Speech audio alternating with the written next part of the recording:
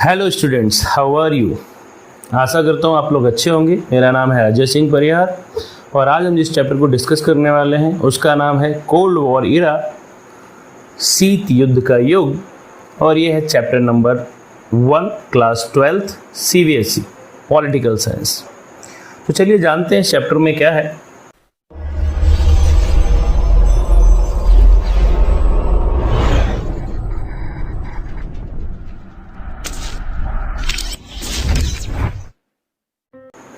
सबसे पहले आपको बता दूं कि इस पूरे चैप्टर को मैंने नॉट अलग अलग पार्ट में कवर किया है, तो सभी वीडियो देखें। लास्ट में आपके लिए एक बोनस पार्ट आएगा जिसमें कि मैं इन सभी 9 पार्ट को कंक्लूड करूंगा और एक साथ डिस्कस करूंगा कि आखिर इस चैप्टर में था क्या। सबसे पहले जानते हैं कि वो 9 पार्ट कौन से हैं जिनको कि आप देखने वाले हैं। सबसे पहला है व्हाट इज कोल्ड वॉर, फिर why cold war has been started, फिर differences between USA and USSR, फिर इमरजेंस ऑफ 2 पावर ब्लॉक्स, फिर क्यूबन मिसाइल क्राइसिस, फिर arenas of the cold war, फिर चैलेंजेस टू बाइपोलरिटी, फिर new international economic order, and last but not the least India and the cold war. तो ये वो 9 part हैं जिनको कि आप देखेंगे इस पूरे चैप्टर की थ्रू आउट सीरीज में। तो अभी हम पहला टॉपिक लेते हैं। तो ये रहा पहला टॉपिक, कोल्ड वॉर। तो ये शब्द बहुत इंटरेस्टिंग है। अगर आपने पहले कभी नहीं सुना तो आपको मैं बता दूं कि कोल्ड वॉर भी एक वॉर होता है। जैसे कि वर्ल्ड वॉर हुआ, हमारे विश्व में 2 वर्ल्ड वॉर हुए हैं, फर्स्ट एंड सेकेंड, और उनसे बहुत ज़्यादा तबाही हुई। और ये जो कोल्ड वॉर है इसको भी कम मत समझिए दोस्तों, ये भी बहुत खतरनाक रहा। और जो हमारे वर्ल्ड वॉर है वो तो 5 से 6 साल में ख़त्म हो गए, और ये कोल्ड वॉर तो 1947 से स्टार्ट होता है और 1991 तक चलता रहता है। तो आखिर क्या होता है ये कोल्ड वॉर, ज़रा जानते हैं।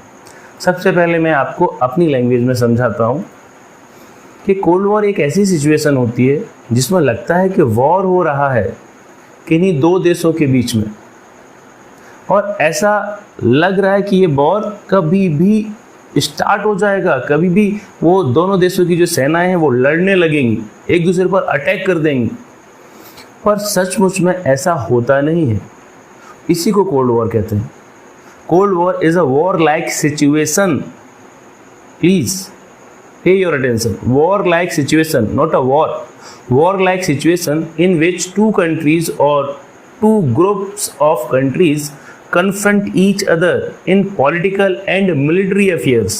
And it seems, once again, pay your attention, it seems that war can happen at any point of time, but actual war does not start. शायद आपने अभी रियल लाइफ ज़िंदगी में कभी देखा होगा, एक एग्जाम्पल है कि कोई 2 लोग आपस में एक दूसरे पर बहुत नाराज़ हो रहे हैं। ऐसा लग रहा है कि बस लड़ाई अभी हो ही जाएगी। पहला दूसरे को कह रहा है कि तुम जानते नहीं हो मुझे, मैं अभी बताता हूँ तुम्हें, मैं तुम्हारा मुंह तोड़ दूंगा, या इसी तरीके की बातें हो रही हैं। और आपको ऐसा लग रहा है अगर आप वहीं खड़े हैं कि बस ये अभी लड़ जाएंगे, पर हकीकत में वो सिर्फ एक दूसरे पर चिल्लाते रहते हैं और लड़ाई होती ही नहीं। पर वो एक सिर्फ एग्जाम्पल है, क्योंकि कोल्ड वॉर किन्हीं 2 पर्सन्स के बीच में नहीं होता, देशों के बीच में होता है। और ये कोल्ड वॉर भी 2 देशों के बीच में हुआ। अब एक टेक्निकल लैंग्वेज में भी परिभाषा समझ लेता है। इसको मैं डेफिनेशन नहीं कहूँगा, आखिर कोल्ड वॉर था क्या वो ज़रा जान लीजिए। कोल्ड वॉर एक जियोपॉलिटिकल टेंशन थी जो कि 2 देशों के बीच में हुई। एक देश का नाम है यूएसएसआर, जिसको कि शायद आपने पहले कभी ना सुना हो, ये है सोवियत यूनियन, और दूसरा है यूनाइटेड स्टेट्स ऑफ अमेरिका। इन 2 देशों के बीच में कोल्ड वॉर चलता रहा।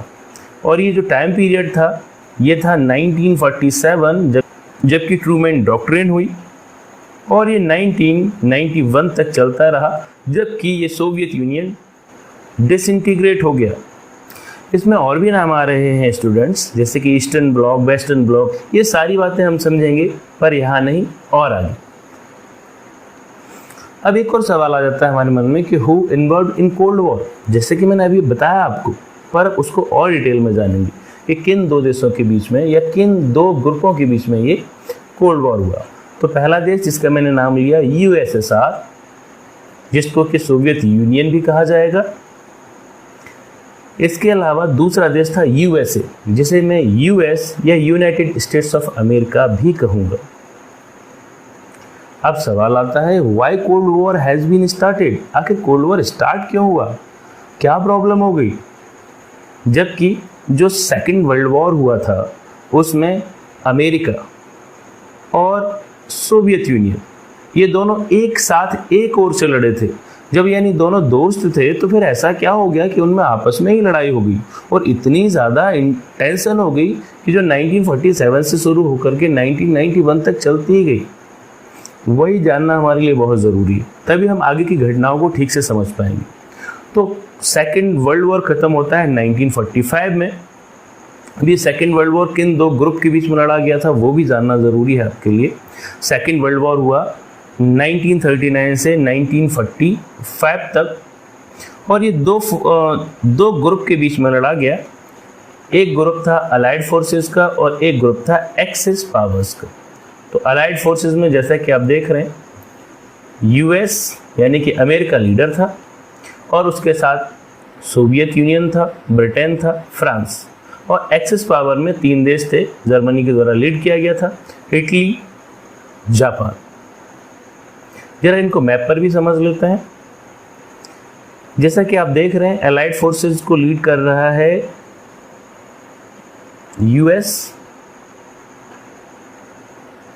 और इसका साथ दे रहा है फ्रांस, यूनाइटेड किंगडम जिसको कि ब्रिटेन भी कहा जाता है, और यहाँ पर है यूएसएसआर।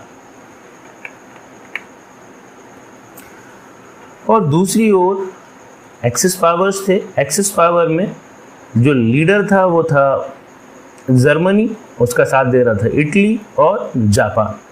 तो ये जो दो ग्रुप थे इनके बीच में लड़ाई हुई। हालांकि ये युद्ध तो पूरे विश्व में फैला हुआ था, बहुत सारे देश इसमें और भी इंक्लूड थे, पर जो मुख्य देश थे वो यही थे। तो स्टूडेंट्स, जो सेकेंड वर्ल्ड वॉर का एंड है उसी को कोल्ड वॉर की बिगनिंग कहा जाता है। अब ऐसा क्यों कहते हैं वो जानना भी बहुत ज़रूरी है। जो सेकेंड वर्ल्ड वॉर है वो एंड हुआ था जापान के 2 शहरों पर एटम बॉम्ब गिराए जाने से। जापान के 2 बहुत समृद्ध शहर थे, एक का नाम था हिरोशिमा और एक का नाम था नागासाकी। ये जो हिरोशिमा और नागासाकी है इन पर अमेरिका के द्वारा बॉम्ब गिराया गया, एटम बॉम्ब, जो कि दुनिया में पहली बार किसी जगह पर, किसी शहर पर इसका इस्तेमाल किया गया। और उससे जो तबाही हुई वो आज तक भी भुलाई नहीं जा सकती। आज तक भी लोगों को उस अटैक की वजह से परेशानी उठानी पड़ रही है। तो ये हुआ था अगस्त 1945 में। कुछ तस्वीरें हैं जिनको देखते हैं, जिनसे आपको अंदाज़ा लगेगा कि कितना खतरनाक अटैक किया गया था। ये आप जो मशरूम क्लाउड देख रहे हैं ये एटम बॉम्ब के अटैक होने पर बनता है और पृथ्वी के स्तर से कई किलोमीटर ऊपर तक ये बादल चले जाते हैं। अब जहाँ पर ये गिरते होंगे वहाँ का क्या हाल हुआ होगा, तो देखिए ये अटैक जो किया गया हिरोशिमा पर वो किया गया था 6 अगस्त 1945 में। और जो नागासाकी यानी जो दूसरा शहर है उस पर ठीक 3 दिन बाद 9 अगस्त 1945 को अटैक किया गया। जैसा कि आप देखें हैं दूर दूर तक कोई घर नहीं दिखाई दे रहा आपको, सारा मलबा पड़ा हुआ टूटा फूटा। ये दूसरी तस्वीर है, इसमें भी आप देख रहे हैं दूर दूर तक कोई घर साबुत नहीं बचे। तो इंसान कैसे बचेंगे? करीब 1,29,000 से लेकर के 2,26,000 के बीच लोग मारे गए। एग्जैक्ट संख्या नहीं है क्योंकि जब कुछ बचा ही नहीं तो गिनेंगे कैसे। तो ये अंदाज़ा है कि लगभग इतने लोग मारे गए इस अटैक में।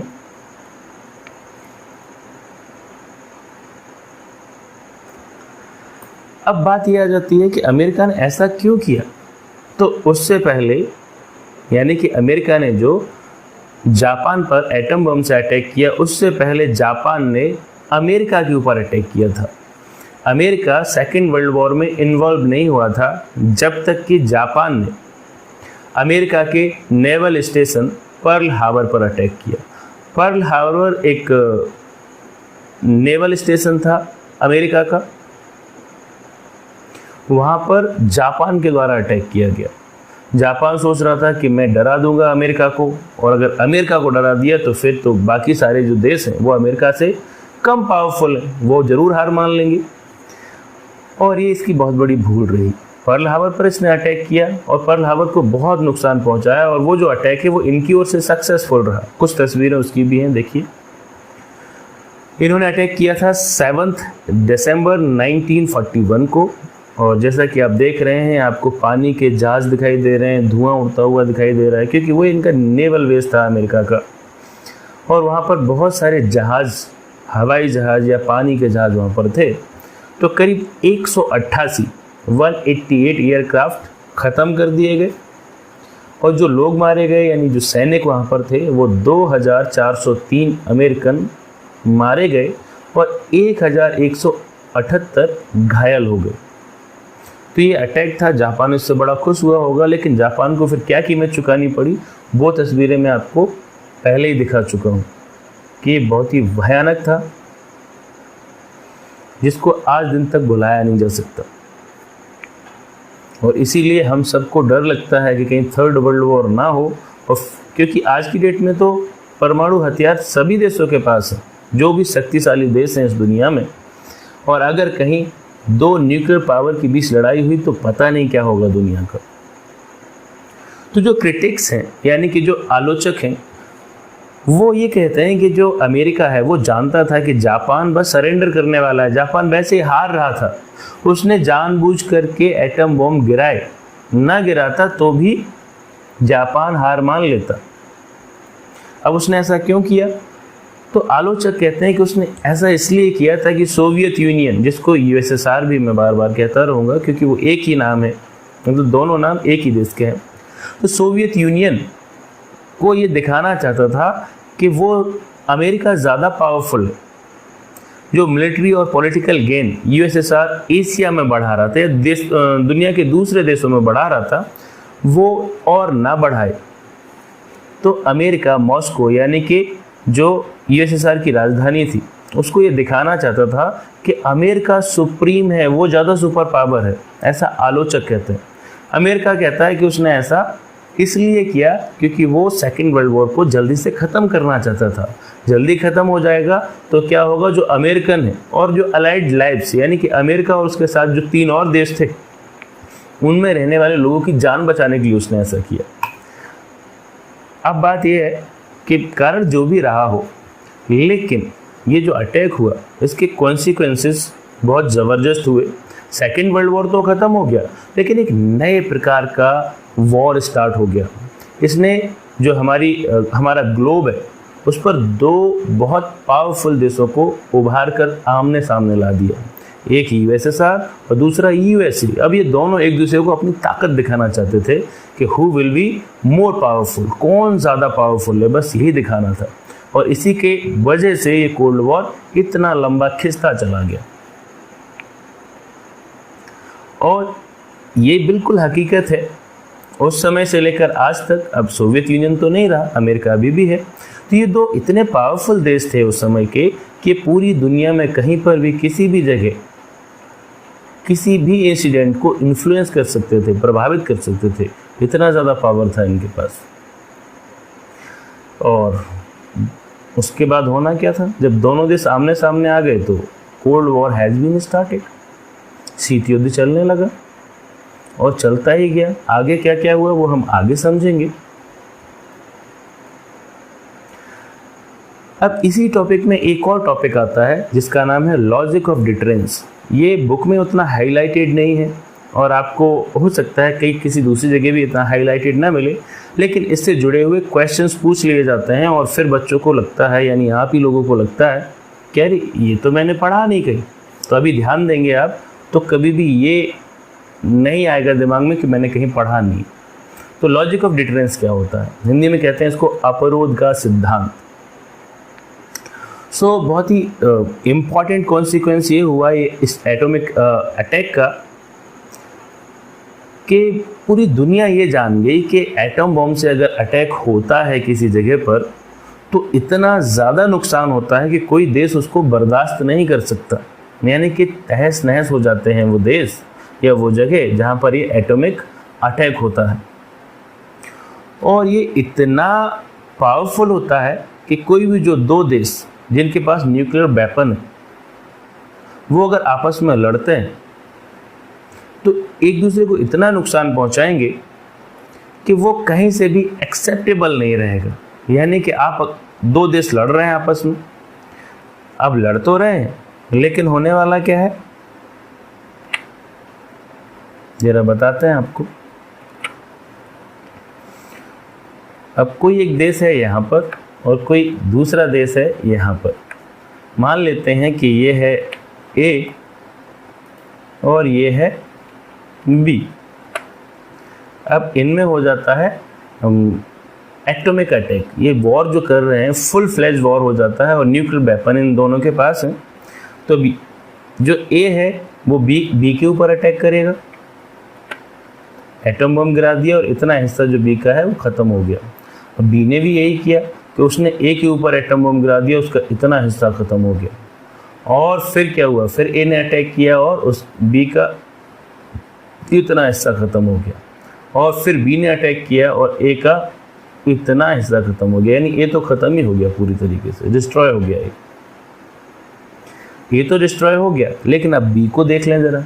बी के पास कितना हिस्सा बचा हुआ है जो कि अभी डिस्ट्रॉय नहीं हुआ, सिर्फ इतना सा।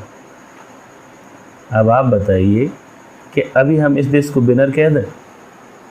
यानी कि दोनों के बीच में जब लड़ाई होगी जो कि न्यूक्लियर वेपन से लेस जो दो देश हैं, तो कोई भी एक देश जीत भी जाएगा ना तो भी वो खुद को ये नहीं कह सकता कि आई एम द विनर, क्योंकि इतना ज़्यादा नुकसान हो चुका होगा, इतने ज़्यादा लोग मर चुके होंगे, इतने ज़्यादा शहर तबाह हो चुके होंगे कि आप ये कह ही नहीं सकते कि आई एम द विनर। और इसीलिए कोई भी ये वॉर बर्दाश्त नहीं कर सकता कि ये वॉर हो। सिंपल सा लॉजिक यही है कि अगर दो एटॉमिक पावर कभी भी लड़ेंगे आपस में तो नुकसान इतना होगा कि कोई एक देश ये नहीं कह पाएगा कि वो जीत गया। बस इसी बात को कहते हैं लॉजिक ऑफ डिटरेंस। अगर आपको देखना हो कि यहाँ पर क्या क्या लिखा है मैंने, तो वीडियो पॉज करके आप देख सकते हैं, पर निचोड़ उसका यही है। तो और आगे जाता है,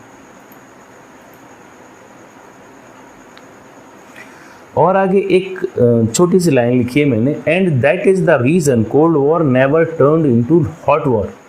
यानी ये जो लॉजिक ऑफ डिटरेंस है, इसी की वजह से कोल्ड वॉर कभी भी हॉट वॉर में तब्दील नहीं हुआ। यानी कि ये देश आपस में लड़ना चाहते थे, एक दूसरे को ताकत दिखाना चाहते थे, लेकिन ये लड़ नहीं पाए क्योंकि इनको पता था कि अगर ये आपस में लड़े, दोनों ही देशों के पास न्यूक्लियर वेपन है, एक दूसरे को इतना नुकसान होगा कि एक कोई जीत भी गया, यानी अमेरिका जीत गया, तो वो ये नहीं कह पाएगा कि उसने यूएसएसआर को हरा दिया, क्योंकि खुद अमेरिका को भी बहुत ज़्यादा नुकसान हो चुका होगा। और अगर यूएसएसआर जीत जाता तो वो ये नहीं कह पाता कि मैंने अमेरिका को हरा दिया। और यही वो कारण है जिसकी वजह से कभी भी हॉट वॉर हुआ नहीं। ये सवाल पूछा जाता है तो कृपया करके इस पॉइंट को याद रखिए। आगे बढ़ते हैं। तो अभी कुछ एक्स्ट्रा इन्फॉर्मेशन आपको दे रहा हूँ जो एटॉमिक अटैक पर बेस्ड है, क्योंकि इससे जुड़े हुए कुछ very short answer type questions पूछ लिए जाते हैं। लिटिल बॉय, लिटिल बॉय एक कोड नेम है जो कि उस एटम बम का था जिसको हिरोशिमा के ऊपर गिराया गया था, और इसकी कैपेसिटी थी 15 किलोटन। अब ये किलोटन क्या है? किलोटन होता है जो एटम बम की जो पावर होती है, डिस्ट्रक्शन पावर, यानी कितने क्षेत्र को, कितने एरिया को वो नुकसान पहुंचा सकता है, तो उस पावर को हम किलोटन में नापते हैं। दूसरा नाम है फैटमैन। ये कोड नेम है उस एटम बम का जो कि नागासाकी पे गिराया गया था। ये थोड़ा बड़ा था, ये 21 किलोटन का था। तो जैसे कि आप देख रहे हैं कि सिर्फ 15 किलोटन और 21 किलोटन से इतना ज़्यादा नुकसान हुआ कि पूरे के पूरे शहर बर्बाद हो गए और लाखों लोगों की जान चली गई। तो अब क्या होगा? 1950 से ही जो यूएसएसआर है और यूएसए, इन्होंने और ज़्यादा खतरनाक थर्मो न्यूक्लियर वेपन डेवलप कर लिए थे जिनकी कैपेसिटी बहुत ज़्यादा थी, जैसे कि 10,000 किलोटन, 15,000 किलोटन। अब सोचिए ज़रा, सिर्फ 15 किलोटन से पूरा शहर तबाह हो गया, तो 10,000 किलोटन, 15,000 किलोटन से क्या होगा? पूरा का पूरा देश उड़ जाएगा। ये जो कोड नेम है इनको याद रखें, इन फैक्ट्स को याद रखें। Differences between USA and USSR, इन दोनों ही देशों में क्या अंतर थे ये जानना बहुत महत्वपूर्ण है स्टूडेंट्स, क्योंकि अगर ये नहीं जान पाएंगे तो कोल्ड वॉर इतना इंटेंस क्यों हुआ, इतना ज़्यादा दिनों तक क्यों चला, ये समझना थोड़ा मुश्किल होगा हमारे लिए। तो अमेरिका और सोवियत यूनियन, इन दोनों के बीच में कोल्ड वॉर हो रहा था। सो ये कोल्ड वॉर सिर्फ एक मिलिट्री वॉरफेयर नहीं था, यानी इसमें सिर्फ दोनों देशों की सेनाएं लड़ रही थी, ऐसा नहीं है दोस्तों। ये एक आइडियोलॉजिकल वॉरफेयर भी था। It was a war between two different ideologies, क्योंकि अमेरिका और सोवियत यूनियन इन दोनों की ही पॉलिटिकल आइडियोलॉजी और इकोनॉमिक आइडियोलॉजी अलग अलग थी। तो इन दोनों में क्या अंतर थे, आइए पता करते हैं। पॉलिटिकल आइडियोलॉजी जो अमेरिका फॉलो करता था उसको कहा जाता है लिबरल डेमोक्रेसी, जबकि सोवियत यूनियन के द्वारा जो पॉलिटिकल थ्योरी अप्लाई की गई थी उसका नाम था कम्युनिज्म। और साथ ही साथ दोनों देशों की इकोनॉमिक आइडियोलॉजी, आर्थिक विचारधारा भी अलग थी। जो अमेरिका फॉलो करता था उस आर्थिक विचारधारा को कहा जाता है कैपिटलिज्म, जबकि जो यूएसएसआर फॉलो करता था उस आर्थिक विचारधारा को कहा जाता है सोशलिज्म। अब इन दोनों में, मतलब इन चारों में क्या अंतर है, आइए जानते हैं। तो इन दोनों देशों की जो राजनीतिक विचारधारा थी, पॉलिटिकल आइडियोलॉजी थी, उसमें क्या अंतर है वो जानते हैं।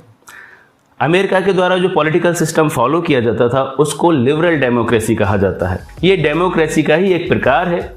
लिबरल डेमोक्रेसी में क्या होता है कि एक से ज्यादा पार्टीज होती हैं, राजनीतिक दल एक से अधिक होते हैं और कोई भी व्यक्ति इन राजनीतिक दलों को बना सकता है, इनका हिस्सा हो सकता है और वो चुनाव में हिस्सा ले सकता है।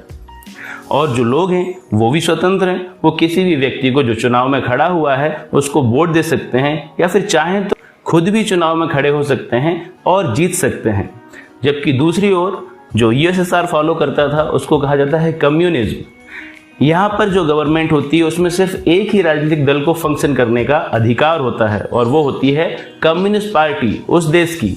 और इसमें जो लोग खड़े होते हैं चुनाव में उनको वही कम्युनिस्ट पार्टी चुन करके खड़ा करती है। आम आदमी को ये अधिकार नहीं होता कि वो चुनाव में खड़ा हो सके और साथ ही वो कोई दूसरी पॉलिटिकल पार्टी नहीं बना सकता, क्योंकि किसी और पार्टी को बनाना और उसको फंक्शन करवाना ये दोनों ही इलीगल होती हैं। ये काम नहीं किया जा सकता कम्युनिज्म में।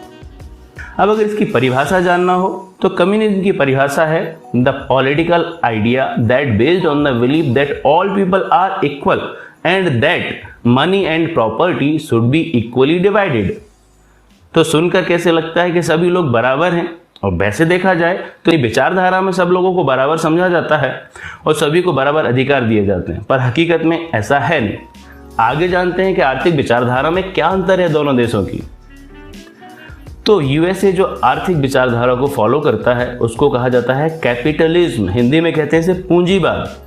अब पूंजीवाद एक ऐसी अर्थव्यवस्था है स्टूडेंट्स जिसमें कोई भी व्यक्ति जिसमें काबिलियत है, ध्यान रखें काबिलियत है, उसके पास पैसा है, वो कोई बिजनेस खड़ा कर सकता है और बहुत बड़े से बड़ा बन सकता है, जैसे कि धीरू भाई अंबानी या फिर टाटा, बिरला, बहुत सारे उदाहरण हैं हमारे यहाँ। और अगर विदेशों की बात करें, जैसे अमेरिका की हम बात करें, तो वहाँ पर देखिए माइक्रोसॉफ्ट है, एप्पल है, बहुत सारी कंपनियां हैं। तो व्यक्ति खुद बिजनेस कर सकता है और वो कितना भी बड़ा बन सकता है, कितनी भी प्रॉपर्टी खरीद सकता है, यानी कि कोई भी व्यक्ति प्रॉपर्टी ले सकता है, प्रॉपर्टी रख सकता है और बिजनेस चला सकता है। यह है कैपिटलिज्म यानी कि पूंजीवाद। दूसरी ओर जो सोवियत यूनियन फॉलो करता था उसको कहा जाता है सोशलिज्म। ये एक ऐसी अर्थव्यवस्था है जिसमें कि जो इकोनॉमी है, देश की इकोनॉमी, वो पूरी तरीके से स्टेट कंट्रोल होती है, यानी कि सरकार के कंट्रोल में होती है। सिर्फ सरकार बिजनेस चला सकती है, सिर्फ सरकार प्रॉपर्टी रख सकती है, यानी कि कोई प्राइवेट प्रॉपर्टी होती ही नहीं है। ना वहाँ टाटा हो सकते हैं, ना वहाँ अंबानी हो सकते हैं। वहाँ रेलवे, बस, फैक्ट्रीज, इवन जो खेत होते हैं उसमें जो खेती है, एग्रीकल्चर, सब कुछ स्टेट के द्वारा कंट्रोल किया जाता है और जो फायदा होता है वो सीधा सरकार को जाता है और फिर सरकार ये डिसीजन लेती है कि उस फायदे का, उस प्रॉफिट का क्या करना है। यानी कि सोशलिज्म में ना तो कोई प्रॉपर्टी रख सकता है और ना ही कोई बिजनेस कर सकता है। तो ये बेसिक अंतर होता है कैपिटलिज्म में और सोशलिज्म में। स्टूडेंट्स, अगर कोई बात समझ ना आए तो आप कमेंट करिएगा, मैं उसका आंसर जरूर दूंगा। तो इसीलिए जैसे कि हमने देखा इन दोनों देशों की जो विचारधाराएं हैं उनमें बहुत बड़ा अंतर है। इसीलिए कोल्ड वॉर को मिलिट्री वॉरफेयर नहीं कहा जाता कि ये सिर्फ दो सेनाओं के बीच की लड़ाई नहीं थी, बल्कि ये दो विचारधाराओं की लड़ाई भी थी, क्योंकि दोनों ही देशों की विचारधाराएं अलग अलग थी। इसीलिए दोनों देश एक दूसरे पर अपनी सुपरमेसी दिखाने की कोशिश करते थे, ये बताने की कोशिश करते थे कि वो ज़्यादा सुपर हैं, उनकी आइडियोलॉजी ज़्यादा अच्छी है, उनकी टेक्निक्स ज़्यादा अच्छी है। अगर एक मिनट के लिए सोचें, अगर सोवियत यूनियन जीत जाता ये कोल्ड वॉर, तो वो ये कहता कि कम्युनिज्म ज़्यादा बेटर होता है लिबरल डेमोक्रेसी से, और सोशलिज्म ज़्यादा बेहतर होता है कैपिटलिज्म से। और यही उल्टा, अगर यूएसए जीतता, जो कि जीत ही गया, तो सभी ने मान लिया कि liberal democracy is better than communism and capitalism is better than socialism, और ये प्रूव हो गया। तो इसीलिए कहा जा रहा है स्टूडेंट्स कि ये वॉरफेयर मिलिट्री वॉरफेयर नहीं था, बल्कि दो डिफरेंट विचारधाराओं की भी लड़ाई थी। अब आपके लिए एक क्वेश्चन, अब आप मुझे बताइए कि भारत में कौन सी अर्थव्यवस्था को फॉलो किया जाता है? क्या हमारे यहाँ पर पूंजीवाद है या फिर हमारे यहाँ पर समाजवाद है, कैपिटलिज्म है या फिर सोशलिज्म है? कमेंट में बताइएगा।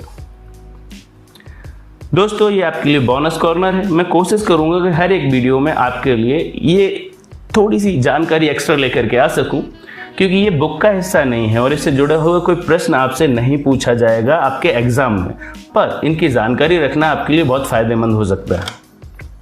तो ये लिबरल डेमोक्रेसी क्या है वो जानें और याद रखें, और साथ ही साथ डिफेंसिव डेमोक्रेसी क्या है वो जानें और याद रखें। तो दोस्तों, ये जो लिबरल डेमोक्रेसी है ये रिप्रेजेंटेटिव डेमोक्रेसी होती है, जिसमें जो इंडिविजुअल है, एक आम आदमी है, उसका बहुत ज़्यादा ख्याल रखा जाता है। एक आम आदमी की लिबर्टी और प्रॉपर्टी, इनको प्रोटेक्ट करने के लिए कानून बनाए जाते हैं। दूसरी ओर जो डिफेंसिव डेमोक्रेसी है, इसमें आम आदमी के अधिकारों पर और आज़ादी पर कुछ लिमिट्स लगाए जाते हैं, कुछ सीमाएं लगाई जाती हैं, ताकि इंस्टीट्यूशन ऑफ डेमोक्रेसी को बचा के रखा जाए। यानी कि जो हमारी जुडिशरी है, जो हमारा लेजिस्लेचर है, जो हमारी कार्यपालिका है, उनको ज़्यादा महत्व दिया गया है बजाय आम आदमी के। आम आदमी को भी अधिकार मिले हुए हैं, लेकिन दूसरी ओर जहाँ लिबरल डेमोक्रेसी की बात हो रही है, वहाँ पर सबसे ज़्यादा महत्व दिया गया है एक आम आदमी, आम नागरिक की आज़ादी को और उसकी प्रॉपर्टी को। तो लिबरल डेमोक्रेसी ज़्यादा जोर देती है इंडिविजुअल लिबर्टी एंड प्रॉपर्टी को, वहीं जो डिफेंसिव डेमोक्रेसी है ये ज़्यादा जोर देती है इंस्टीट्यूशन ऑफ द डेमोक्रेसी, यानी कि डेमोक्रेसी को ज़्यादा महत्व देती है। तो हमारे देश में इनमें से कौन सी डेमोक्रेसी फॉलो की जाती है?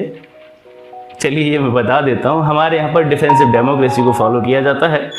Emergence of two power blocs, ये जो दो गुटों का उदय हुआ, ये कोल्ड वॉर की देन है, जो शीत युद्ध चल रहा था, जो मैं आपसे पहले भी डिस्कस कर चुका हूँ। 1947 से लेकर के 1991 तक जो कोल्ड वॉर चलता रहा, तो हम उसी दौरान की बात कर रहे हैं, उसी के ऊपर ये चैप्टर है। तो कोल्ड वॉर की वजह से दुनिया दो हिस्सों में बढ़ गई। जो छोटे छोटे देश थे वो इन गुटों को ज्वाइन कर रहे थे। कुछ छोटे देश अमेरिका के साथ चले गए और कुछ छोटे देश यूएसएसआर के साथ चले गए। ये जो छोटे देश थे, आखिर ये क्यों ज्वाइन कर रहे थे सुपर पावर्स को? तो उनके रीज़न बड़े ही ऑब्वियस से हैं, यानी कि इन छोटे देशों को तो बहुत सारा फ़ायदा हो रहा था, जैसे कि उनको प्रोटेक्शन मिल रहा था। यानी कि अगर कोई भी बड़ा देश इनके ऊपर अटैक करता, या इनके जो पड़ोसी थे, जो इनके दुश्मन थे, यानी कि जो भी उनके पड़ोसी देश थे, अगर वो इस देश पर अटैक करते तो उसको प्रोटेक्शन मिला हुआ था। उसका जो पावरफुल दोस्त यानी कि अमेरिका या यूएसएसआर है, वो उसके साथ लड़ाई लड़ने के लिए तैयार था। इसके अलावा उनको वेपन्स मिल रहे थे, यानी कि हथियार, मॉडर्न हथियार, जो कि यूएसए या फिर यूएसएसआर ने डेवलप किए थे, ऐसे हथियारों से उनकी मदद की जा रही थी। इसके अलावा एक और बहुत बड़ा फ़ायदा इनको हुआ करता था, इकोनॉमिक एड, यानी कि अगर ये बड़े देश के साथ ज्वाइन कर लेते हैं तो इनको पैसे दिए जाते थे इंफ्रास्ट्रक्चर डेवलपमेंट के लिए या फिर अपने देश को डेवलप करने के लिए। तो ये जो छोटे देश थे, इनका रीज़न तो बड़ा ही ऑब्वियस है कि इनको तो बहुत सारा फ़ायदा हो रहा था अगर ये किसी बड़े देश के साथ जुड़ रहे थे। तो ये कोल्ड वॉर है, इसने दुनिया को दो कैंप में डिवाइड कर दिया। तो जो सबसे पहला डिवीज़न है दुनिया में वो हुआ यूरोप के अंदर, क्योंकि यूरोप इन दोनों ही देशों के बीच में आ रहा था, यूएसए और यूएसएसआर के बीच में। तो यूरोप में जो कुछ देश थे उन्होंने यूएसए का साथ दिया और कुछ देशों ने यूएसएसआर का साथ दिया। यूएस और यूएसएसआर। दो कैंप में दुनिया उस समय बट गई। अब चूंकि यूरोप के दो हिस्से हुए थे, जो यूरोप था वो एक तो ईस्ट साइड और दूसरा वेस्ट साइड, इसमें बट गया। तो इसीलिए ये जो दो ग्रुप हैं इनको ईस्टर्न अलायंस और वेस्टर्न अलायंस भी कहा जाता है। आइए इस बात को मैप पर समझते हैं। मैप पर समझना ज़्यादा आसान है। जो आप ये येलो कलर का एरिया देख रहे हैं, ये पूरा का पूरा ये वेस्टर्न अलायंस है, क्योंकि ये यूरोप का वेस्टर्न हिस्सा है। और जो आप इधर रेड कलर में जो हिस्सा देख रहे हैं ये ईस्टर्न अलायंस है। क्योंकि अगर हम किसी मैप को देखते हैं तो मैप के हमेशा ही 4 डायरेक्शन होते हैं। इसको भी आपको समझाते हैं। जो ऊपर का हिस्सा होता है हमेशा वहाँ पर नॉर्थ साइड होती है। अगर आपकी आंखों के सामने कोई मैप आ रहा है तो ध्यान रखें, जो ऊपर का हिस्सा है वो हमेशा नॉर्थ रहेगा और जो नीचे का हिस्सा है वो उसके अपोजिट डायरेक्शन में है, तो वो बन जाएगा साउथ। और जो हिस्सा आपके राइट हैंड साइड में आ रहा है वो बन जाएगा ईस्ट। और जो हिस्सा आपके बाएं हाथ पर लेफ्ट हैंड साइड पर आ रहा है वो बन जाएगा वेस्ट। तो जैसा कि आप देख रहे हैं कि ये हो गया वेस्ट साइड, ये हो गया ईस्ट साइड। तो इस तरीके से यूरोप दो हिस्सों में बट गया। एक को कहा गया वेस्टर्न अलायंस और एक को कहा गया ईस्टर्न अलायंस। बाकी कुछ और भी नाम आप देख रहे होंगे यहाँ पर, नाटो। तो जो वेस्टर्न अलायंस था उसी को नाटो भी कहा जाता था और जो ईस्टर्न अलायंस था उसको वॉर्सो पैक्ट भी कहा जाता था। So western alliance is also called as NATO and the eastern alliance is also called as Warsaw Pact. तो चलो इन दोनों के फीचर क्या थे वो भी जानते हैं। नाटो और वॉर्सो पैक्ट में क्या अंतर था ये पता करते हैं। जो वेस्टर्न अलायंस है उसी को नाटो भी कहा जाता था। इसका पूरा नाम था नॉर्थ एटलांटिक ट्रीटी ऑर्गेनाइजेशन।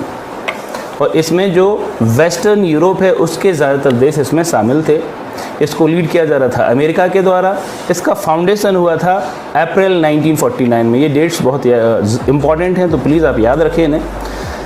इसमें शुरुआत में 12 मेंबर थे और इनका जो मोटो था, उद्देश्य था, वो ये था कि अगर इन 12 में से किसी भी एक देश पर कोई दूसरा देश अगर अटैक कर देता तो ये 12 के 12 ये समझेंगे कि अटैक हमारे ऊपर हुआ है और ये सब के सब लड़ने के लिए आ जाएंगे।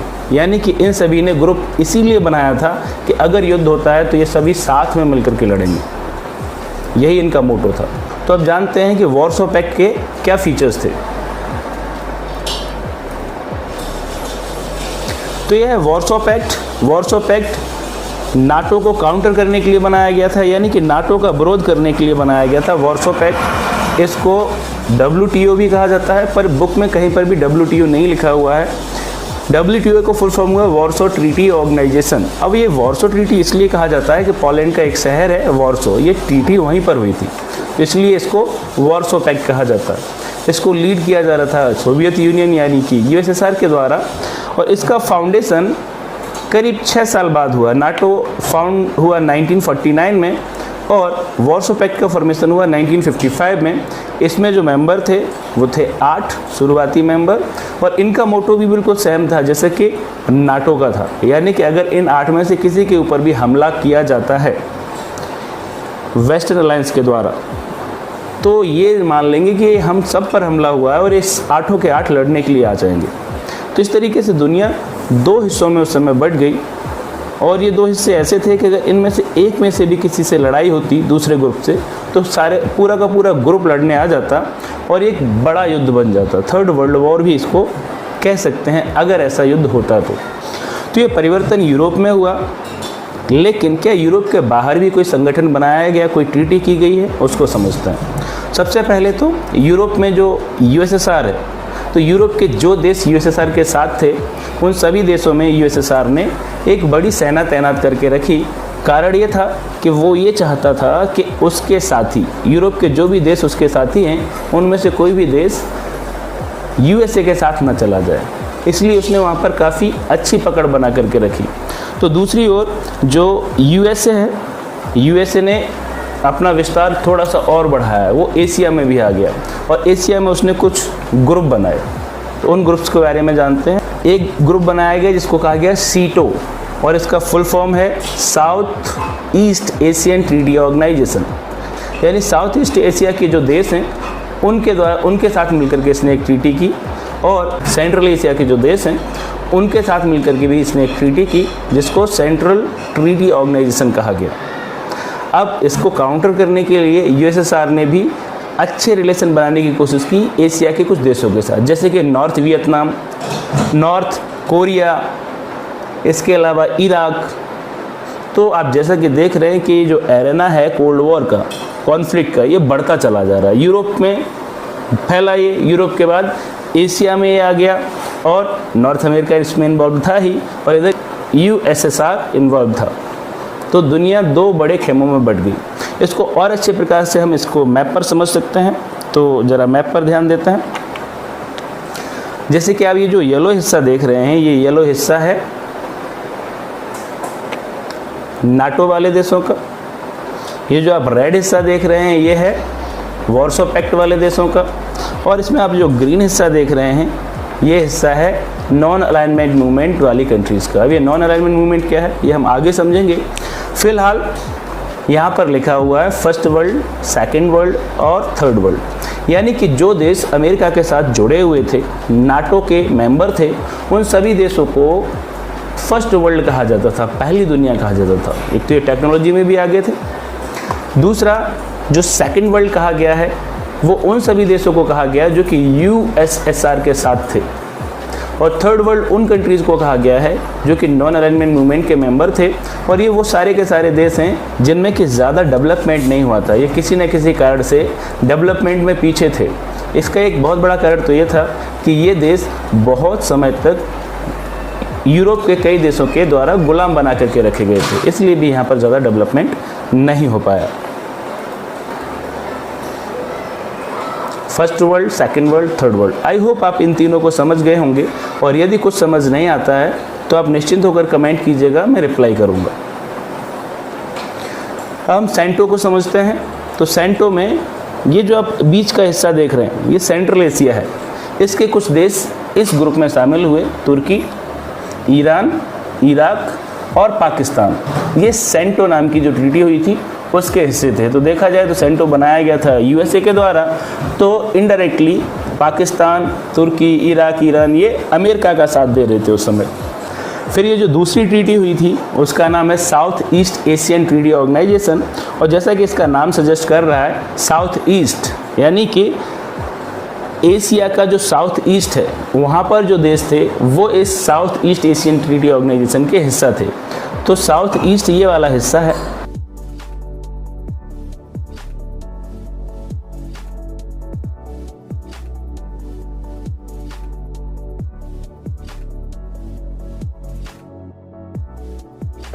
जैसे कि मैं आपको मैप पहले भी बता चुका हूँ, फिर से थोड़ा सा ध्यान दीजिए कि मैप में जो ऊपर का हिस्सा है वो है नॉर्थ, और जो नीचे का हिस्सा है वो नॉर्थ के अपोजिट में है, तो क्या होगा साउथ। और जो आपके राइट हैंड साइड में जो हिस्सा है वो कहा जाएगा ईस्ट, इधर से सूरज निकलता है, और यहाँ पर इसको कहा जाएगा वेस्ट।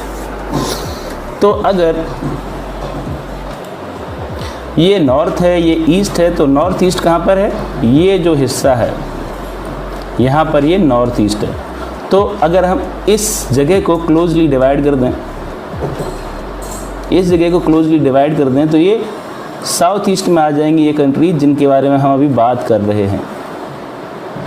तो इन्हीं देशों से मिलकर के बना था South East Asian Treaty Organization. I hope आप समझ गए होंगे। आगे बढ़ते हैं। एक और मैप है जिसमें वापस से बताया गया है उन तीनों ऑर्गेनाइजेशन के बारे में जो कि यूएसए के साथ थी। ये है नाटो, 1949 में बनाया गया, और जैसे कि आप देख रहे हैं यूरोप के जो देश हैं वो इसमें शामिल है। दूसरा है सेंटो, ये 1958 से 1979 के बीच में रहा, और इसमें सेंट्रल एशिया के देश शामिल हैं। और ये है South East Asian Treaty Organization जो कि 1954 में बनाया गया, 1977 तक ये रहा, और इसमें साउथ ईस्ट एशिया के देश शामिल हैं। आई होप आप इन सभी चीज़ों को समझ पाए होंगे। अब एक बहुत बड़ा सवाल आता है कि ये जो छोटे छोटे देश हैं इनको तो बहुत फ़ायदा हो रहा था बड़े देशों से जुड़ने में, लेकिन ये जो बड़े देश थे इनको क्या फ़ायदा हो रहा था? ये क्यों छोटे देशों को अपना दोस्त बना रहे थे? क्योंकि इनको तो पैसे खर्च करने पड़ रहे थे, उनकी मदद करनी पड़ रही थी, इनको बदले में क्या मिल रहा था। तो जैसा आप सभी जानते हैं, इस दुनिया में कोई भी किसी के लिए बिना मतलब में कुछ नहीं करता, फ्री में कोई कुछ नहीं करता। यदि फ्री में आपके लिए कोई कुछ कर रहा है तो सोचिएगा ध्यान से, कुछ ना कुछ उसका फ़ायदा ज़रूर होगा। तो पहला फ़ायदा है वाइटल रिसोर्सेज। वाइटल रिसोर्सेज यानी कि मिनरल्स, जैसे कि क्रूड ऑयल हुआ, आयरन हुआ, गोल्ड हुआ, ये जितने भी मिनरल्स हैं ये वाइटल रिसोर्स हैं, क्योंकि किसी भी देश को अगर डेवलपमेंट करना है इन सब की बहुत ज़्यादा ज़रूरत होती है। तो ये जो छोटे छोटे देश थे, इनके पास ये जो मिनरल्स थे, इन मिनरल्स पर फ़ायदा किसको हो रहा था? इन बड़े देशों को, क्योंकि इन बड़े देशों के पास टेक्नोलॉजी थी उनको ज़मीन से निकालने की, उनको रिफ़ाइन करने की, उनसे प्रोडक्ट बनाने की। अब चूँकि अगर कोई छोटा देश जिसके पास ये वाइटल रिसोर्स हैं वो किसी बड़ा देश का फ्रेंड बन जाता है, तो उस बड़े देश को ही वो अपने यहाँ के जो रिसोर्सेज हैं वो यूज़ करने देगा। तो एक ये बहुत बड़ा फ़ायदा हो गया। दूसरा फ़ायदा था टेरिटरी, यानी कि क्षेत्र, एरिया, प्लेस। तो ये जो बड़े बड़े देश थे इनको एक और जहाँ पर के अपने वेपन रख सकते थे, अपनी फ़ौज को रख सकते थे।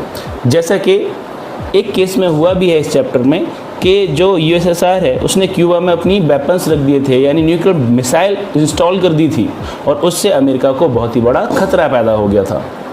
तीसरा फ़ायदा है लोकेशंस, यानी कि ये जो छोटे छोटे देश बड़े देशों के साथ मिल गए हैं, इनसे क्या हुआ कि छोटे देशों में बड़े देश अपने किसी स्पाई को भेज सकते हैं, जासूस को भेज सकते हैं, और वो बड़ी आसानी से दूसरे देश पर जासूसी कर सकता है। अब उदाहरण के लिए ऐसे समझ सकते हैं आप कि यूएसएसआर और यूएसए काफ़ी दूर दूर देश थे, लेकिन जो और छोटे छोटे देश जो कि इनके पास थे और जो कि साथ दे रहे थे इन बड़ी शक्तियों का, उदाहरण के लिए यूएसएसआर के साथ क्यूबा, जो कि हमने पहले भी बताया, क्यूबा बहुत ही पास था अमेरिका के, इसलिए वहाँ से जासूसी की जा सकती थी। तो वहीं अमेरिका के लिए जापान हो सकता था, जो कि यूएसएसआर के पास है, वहाँ से जासूसी कर सकता था अमेरिका, तो जासूसी करने का मौका मिल गया। चौथा, इकोनॉमिक सपोर्ट। अब आप सोच रहे होंगे छोटे छोटे देश बड़े देश को क्या दे सकते हैं, तो ऐसे समझ लीजिए कि अगर कोई बड़ा देश है और उसने 10 छोटे छोटे अपने दोस्त बना लिए, 10, मैं यहाँ पर आपको ऐसे ही कुछ सर्कल बना के बता रहा हूँ। अब ये 10 मेंबर बना लिए और इन 10 मेंबर्स के पास 2 और बना देता हूँ, 10 हो जाएं, वरना कुछ बच्चे कहेंगे सर आपने तो 8 बनाए हैं और 10 की बात कर रहे हैं। तो ये जो 10 मेंबर हैं, अगर हर एक मेंबर के पास वो सिर्फ और सिर्फ 10,000 सैनिक छोड़ देता है अपने, और ये कहता है कि इन 10,000 सैनिकों का जो खर्चा चलाना है वो आपको ही चलाना है, आपको खर्च उठाना है, क्योंकि ये आपके यहाँ पर रुके हुए हैं और आपका प्रोटेक्शन कर रहे हैं। तो आप देखिए 10,000, 10,000, 10,000 अगर 10 टाइम मल्टीप्लाई करेंगे तो 1 लाख सैनिक तो इन लोगों के यहाँ पर रहेंगे और उनका खर्चा वही छोटे छोटे देश उठाएंगे, बड़े देश को नहीं उठाना। तो इस तरीके से 1 लाख सैनिकों का उसको खर्चा नहीं उठाना पड़ा और वो मदद हो गई उसके लिए, यानी कि छोटा छोटा जो कंट्रीब्यूशन मिला इससे उनको एक हेल्प भी मिल गई। तो इस प्रकार से बड़े देशों को ये मुख्य 4 फायदे थे, इनको याद रखना है, ये एग्जाम में पूछे जा सकते हैं और बहुत इंपॉर्टेंट है। So small countries important for ideological reasons also. अब एक और अगर 5वां पॉइंट आपको जोड़ना हो तो वो है कि आइडियोलॉजिकल पॉइंट से भी ये छोटे छोटे देश उनके लिए बहुत महत्वपूर्ण थे। जैसे कि पिछले टॉपिक में हम बात कर चुके हैं कि यूएसएसआर और यूएसए दोनों की आइडियोलॉजी अलग थी, पॉलिटिकल आइडियोलॉजी भी अलग थी और इकोनॉमिक आइडियोलॉजी भी अलग थी। अगर आपने वो वीडियो नहीं देखा है तो लिंक डिस्क्रिप्शन में है, आप देख लीजिए। यानी कि अगर ज़्यादा देश अमेरिका को फॉलो करते, भले ही वो छोटे छोटे होते, तो ये साबित होता है कि अमेरिका की जो आइडियोलॉजी है वो ज़्यादा अच्छी है, और अगर वो यूएसएसआर को फॉलो करते तो ये साबित हो जाता है कि ये यूएसएसआर की आइडियोलॉजी ज़्यादा अच्छी है। तो बच्चों आज के लिए ये टॉपिक यहीं तक था। अब आपके लिए एक बोनस पॉइंट जो कि मैं कोशिश करता हूँ हर एक वीडियो में लाता रहूँ, यानी मैप रीडिंग कैसे करनी है उसके बारे में बात करते हैं। ये मैं पहले भी थोड़ा सा आपको वीडियो में बता चुका हूँ, चलिए थोड़ा सा और जान लेते हैं। जैसे कि आप देख रहे हैं ये है वर्ल्ड मैप, और इस वर्ल्ड मैप को जब भी आप अपने सामने इसी तरीके से रखेंगे जबकि आपका चेहरा मैप की ओर होगा, तो इसको पढ़ना कैसे।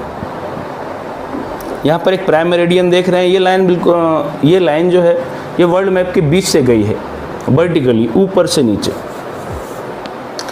तो यहाँ पर ऊपर की साइड है नॉर्थ, जो कि मैं आपको पहले भी बता चुका हूँ, याद भी रखना है आपको। नॉर्थ हो गया ऊपर, नॉर्थ के अपोजिट में क्या होगा, साउथ। और जो आपका राइट हैंड साइड है उधर मैंने बताया था क्या मिलना चाहिए हमें, ईस्ट। सूरज इधर से ही निकलता है। और ईस्ट के अपोजिट में यानी आपका जो लेफ्ट हैंड है उधर क्या होगा, सीधी सी बात है, उधर ईस्ट था तो इधर वेस्ट होगा। इस तरीके से जो दुनिया है वो 4 डायरेक्शन में बांट दी गई।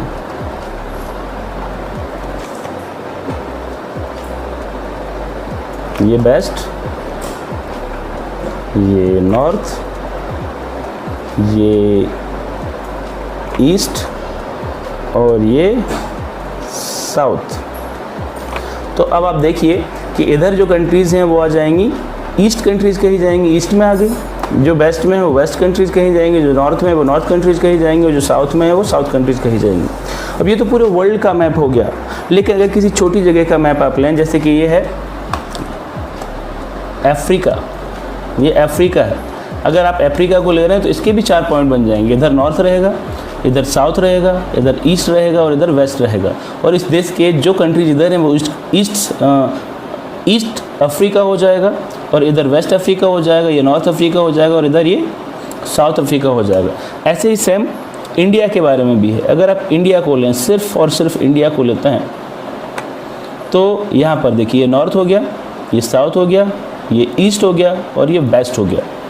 तो इसीलिए हमारे जो स्टेट्स हैं उनको इधर नॉर्थ स्टेट्स कहा जाएगा, इधर साउथ इंडिया कहा जाता है क्योंकि साउथ के स्टेट है। तो और ये वेस्ट इंडिया हो गया और इधर ये ईस्ट इंडिया हो गया। कुछ और डायरेक्शन भी होते हैं, उनको भी बहुत ज़्यादा ध्यान रखना है आपको। जैसे कि आप देख रहे हैं कि यहाँ से लेकर के यहाँ तक ये जगह खाली है, तो क्या इधर कोई डायरेक्शन ही नहीं रहेगा क्या? अब ये नॉर्थ और ईस्ट के बीच की जगह है, तो हमेशा जो यहाँ पर लिखा है, जैसे नॉर्थ लिखा है तो नॉर्थ को पहले बोला जाएगा, ईस्ट को बाद में। तो ये जो जगह है ये बन जाएगी नॉर्थ ईस्ट कहा जाएगा इसको, क्योंकि ये नॉर्थ में भी है और ईस्ट में भी है। तो यहाँ जो भी देश हैं वो नॉर्थ ईस्ट की कंट्रीज़ हो जाएंगे। और अगर आप यहाँ से लेकर के यहाँ तक देखें तो अब यहाँ ध्यान रखना है आपको, यहाँ जो नीचे जो शब्द लिखा है वो पहले आएगा, यानी साउथ ईस्ट, ये साउथ ईस्ट है। और इधर फिर नॉर्थ से लेकर के इधर तक की जो जगह है ये कहा जाएगा नॉर्थ वेस्ट, और यहाँ से लेकर के यहाँ तक की जो जगह है वो कही जाएगी साउथ वेस्ट। तो ये चीज़ें आप ध्यान रखें। तो 8 डायरेक्शन हो गए, और ये 8 डायरेक्शन सिर्फ वर्ल्ड मैप के नहीं हैं, ये हर एक मैप के होते हैं। किसी भी छोटी से छोटी जगह का अगर आप मैप निकालेंगे, आप जिस शहर में रहते हैं उसका मैप निकालेंगे, तो उसमें भी ये 8 डायरेक्शन होते हैं, और इनसे आप आसानी से चीज़ों को समझ पाएंगे। है क्यूबन मिसाइल क्राइसिस, ये बहुत ही इंटरेस्टिंग टॉपिक है और ये आपकी बुक में सबसे पहला टॉपिक है, लेकिन मैंने इसको 5वें नंबर पर रखा है क्योंकि जब हम बाकी बातें जान लेते हैं उसके बाद क्यूबन मिसाइल क्राइसिस को समझना ज़्यादा आसान हो जाता है। तो चलिए शुरू करते हैं। तो ये जो घटनाक्रम है ये शुरू होता है 1961 में। 1961 में जब सोवियत यूनियन को ऐसा लगा कि जो यूएसए है, क्योंकि इन दोनों में दुश्मनी थी, तो सोवियत यूनियन को ऐसा लगा कि यूएसए उनका जो दोस्त है क्यूबा एक और कंट्री है, मैप पर मैं अभी दिखाऊंगा, और ये जो आप मैप देख रहे हैं ये सिर्फ और सिर्फ क्यूबा का मैप है। तो क्यूबा जो कि यूएसएसआर का दोस्त है वो यूएसए के पास था, तो सोवियत यूनियन को डर ये लगा कि कहीं अमेरिका उस पर अटैक ना कर दे, कंट्रोल ना कर ले। उस समय क्यूबा में जो रूल कर रहा था उस रूलर का नाम था फिदेल कास्त्रो, ये वहाँ का प्रेसिडेंट था, और ये क्यूबा सोवियत यूनियन का बहुत अच्छा दोस्त था, जिसको के फाइनेंशियल और डिप्लोमेटिक दोनों सपोर्ट मिला करते थे यूएसएसआर से। उस समय जो यूएसएसआर का सबसे बड़ा लीडर था, जिसको general secretary of Soviet union कहा जाता था, वो थे निकिता क्रुश्चेव। तो निकिता क्रुश्चेव ने ये डिसाइड किया कि वो क्यूबा को एक रशियन बेस बना देंगे। अब इसका क्या मतलब है तो आपको समझाता हूँ। रशियन बेस बना देंगे का मतलब ये है कि जो यूएसएसआर के पास न्यूक्लियर वेपन थे उनको उन्होंने क्यूबा में इंस्टॉल कर दिया। क्यूबा में वो मिसाइल लगा दी गई जो कि पहले यूएसएसआर में थी, ताकि अब अमेरिका को अटैक किया जा सके। क्यों ऐसा किया उसका रीज़न अभी आपको समझ आ जाएगा, ये वीडियो देखते रहिए। 1962 में क्या हुआ कि जो न्यूक्लियर मिसाइल थी यूएसएसआर के पास वो उसने क्यूबा में इंस्टॉल कर दी, और जब ये इंस्टॉल हो गई उसके बाद करीब 3 हफ्ते तक अमेरिका को कुछ पता नहीं चला। और यहाँ इंस्टॉल होने की वजह से अब अमेरिका उस मिसाइल की रेंज में आ गया था पूरा का पूरा। तो जब 3 सप्ताह बाद अमेरिका को पता चला कि न्यूक्लियर वेपन उनके इतने पास आ गया है कि अगर वहाँ से हमला होता है तो अमेरिका के जो मोस्ट ऑफ सिटीज़ हैं, बड़े बड़े जो बहुत इंपॉर्टेंट एरियाज़ हैं, वो सारे के सारे उसके रेंज में आ गए हैं और अमेरिका को बहुत ज़्यादा बड़ा नुकसान हो जाएगा। तो अमेरिका को चिंता हुई। उस समय अमेरिका के जो प्रेसिडेंट थे उनका नाम है जॉन एफ कैनेडी, और ये नहीं चाहते थे कि अमेरिका और यूएसएसआर के बीच में कोई फुल स्केल वॉर हो। कारण है उसका कि अगर न्यूक्लियर वेपन से लड़ाई होती है तो दोनों देशों को बहुत ज़्यादा नुकसान होगा। ये लॉजिक ऑफ डिटरेंस के तहत मैं आपको समझा चुका हूं, और अगर आपने वीडियो नहीं देखा है तो पिछले वीडियो देखिए, उसमें आपको लॉजिक ऑफ डिटरेंस के बारे में मालूम चल जाएगा। ये लॉजिक कहता है कि अगर 2 न्यूक्लियर वेपन्स रखने वाले देशों में लड़ाई होती है तो नुकसान इतना ज़्यादा होगा कि दोनों में से कोई भी अपने आप को विनर नहीं कह सकता है। तो अमेरिका लेकिन ये तो चाहता ही था कि जो न्यूक्लियर वेपन्स लगा दिए गए क्यूबा में, ये तो वहाँ से उठा लिए जाएं, क्योंकि अगर ये वहाँ पर बने रहते हैं तो अमेरिका के ऊपर खतरा मंडराता रहेगा। इसलिए अमेरिका ने यह फैसला किया कि उसके जो वॉरशिप थे, यानी कि पानी के जहाज जिनसे लड़ाई की जा सकती है, वो क्यूबा के चारों तरफ फैला दिए, ताकि कोई भी जहाज जो सोवियत यूनियन से आ रहा है, यूएसएसआर से आ रहा है, वो क्यूबा तक ना पहुँच पाए। यानी कि क्यूबा को भी अब ये डर हो गया कि मुझे चारों तरफ से घेर लिया गया है। यूएसएसआर को भी लगा कि क्यूबा को घेर लिया गया है और अब ये हमारे लिए भी बहुत बड़ी टेंशन की बात है। तो ये जो समस्या है, इसी को क्यूबन मिसाइल क्राइसिस कहा जाता है, क्योंकि जैसे ही क्यूबा को अमेरिका ने अपने वॉरशिप से घेरा तो यूएसएसआर ने जो उसके पानी के जहाज थे लड़ाई वाले, वो भेज दिए अमेरिका की ओर। यानी कि वहाँ से अब जहाज अमेरिका की ओर आ रहे हैं, अमेरिका तैयार है लड़ने के लिए। तो पूरी दुनिया को लगने लगा कि अब तो तीसरा विश्व युद्ध होकर के रहेगा, और अगर ये युद्ध होता है तो एक बहुत ज़्यादा बड़ा नुकसान हो जाएगा सबको। और दोनों ही जो साइड थी वो चाहती थी कि ये वॉर ना हो, और हुआ भी ऐसा ही। So the Cuban missile crisis was the highest point of the cold war. ये भी याद रखना है आपको कि ये जो पॉइंट था, कैसे क्राइसिस तो बहुत सारे हुए 1947 से लेकर के 1991 तक, लेकिन ये जो पॉइंट था ये हाईएस्ट था। तब दुनिया को ऐसा लगा कि अब तो लड़ाई हो ही जाएगी। इसको जरा मैप पर समझ लेते हैं। अगर आप ध्यान दें तो ये है क्यूबा, ये है क्यूबा, छोटा सा देश। ये है अमेरिका, और यहाँ पर ये था यूएसएसआर उस समय का। अभी तो रशिया लिखा हुआ है, इसमें ये सारे देश मिला दें तो ये यूएसएसआर बन जाता था। मैं लिख देता हूँ ताकि आपको कन्फ्यूजन ना हो, यूएसएसआर। तब ये यूएसएसआर है, और अगर ये अमेरिका पर अटैक करता है उस समय, मान लीजिए कि यहाँ पर इन्होंने मिसाइल रखी हुई है और ये अगर अटैक करते उस समय, तो यहाँ अमेरिका तक वो मिसाइल उतना ज़्यादा नुकसान नहीं पहुँचा पाता। यानी इसकी रेंज इतनी नहीं थी कि यहाँ अमेरिका को ये बहुत ज़्यादा नुकसान पहुँचा पाता। तो इसलिए इसने क्या किया, अपनी जो न्यूक्लियर वेपन है वो यहाँ इस क्यूबा में इंस्टॉल कर दी। क्यूबा यूएसएसआर का दोस्त था, और यूएसएसआर को ये भी डर लग रहा था कि कहीं अमेरिका क्यूबा पर कब्जा ना कर ले। अब चूंकि जब यहाँ पर आ गई मिसाइल, तो यहाँ पर आने के बाद अब पूरा का पूरा अमेरिका इस मिसाइल की रेंज में आने लगा। अगर ये यहाँ से मिसाइल चलाई जाती तो अब ये और ज़्यादा बड़ा एरिया कवर करती। ऐसा एक चित्र आपकी बुक में भी दिया हुआ है, अगर आप देखेंगे तो। यानी कि पूरा का पूरा अमेरिका इस मिसाइल की रेंज में आ गया। इसीलिए अमेरिका को बहुत ज़्यादा टेंशन हुई कि अब होगा क्या। और जब ऐसा हुआ तो अमेरिका ने अपने जो वॉरशिप हैं, पानी के जहाज हैं, उनको यहाँ पर क्यूबा के चारों तरफ तैनात कर दिया, ताकि क्यूबा को कोई भी मदद यहाँ यूएसएसआर से अगर मिलने वाली है तो वो ना मिल सके। तो यूएसएसआर ने क्या किया, अपने जो पानी के जहाज थे उनको रवाना कर दिया अमेरिका की ओर। अब उनके जहाज इधर आते जा रहे हैं, और सारी दुनिया को टेंशन यही हो रहा है कि अब तो लड़ाई हो ही जाएगी, अब नहीं बच सकते लड़ाई से। तो ऐसे में हुआ क्या कि जो उस समय लीडर थे इन देशों के, ये हैं जॉन एफ कैनेडी जो कि उस समय अमेरिका के प्रेसिडेंट थे, ये हैं निकिता क्रुश्चेव जो कि यूएसएसआर के उस समय सेक्रेटरी जनरल थे, और ये हैं फिदेल कास्त्रो जो कि क्यूबा के उस समय शासक हुआ करते थे।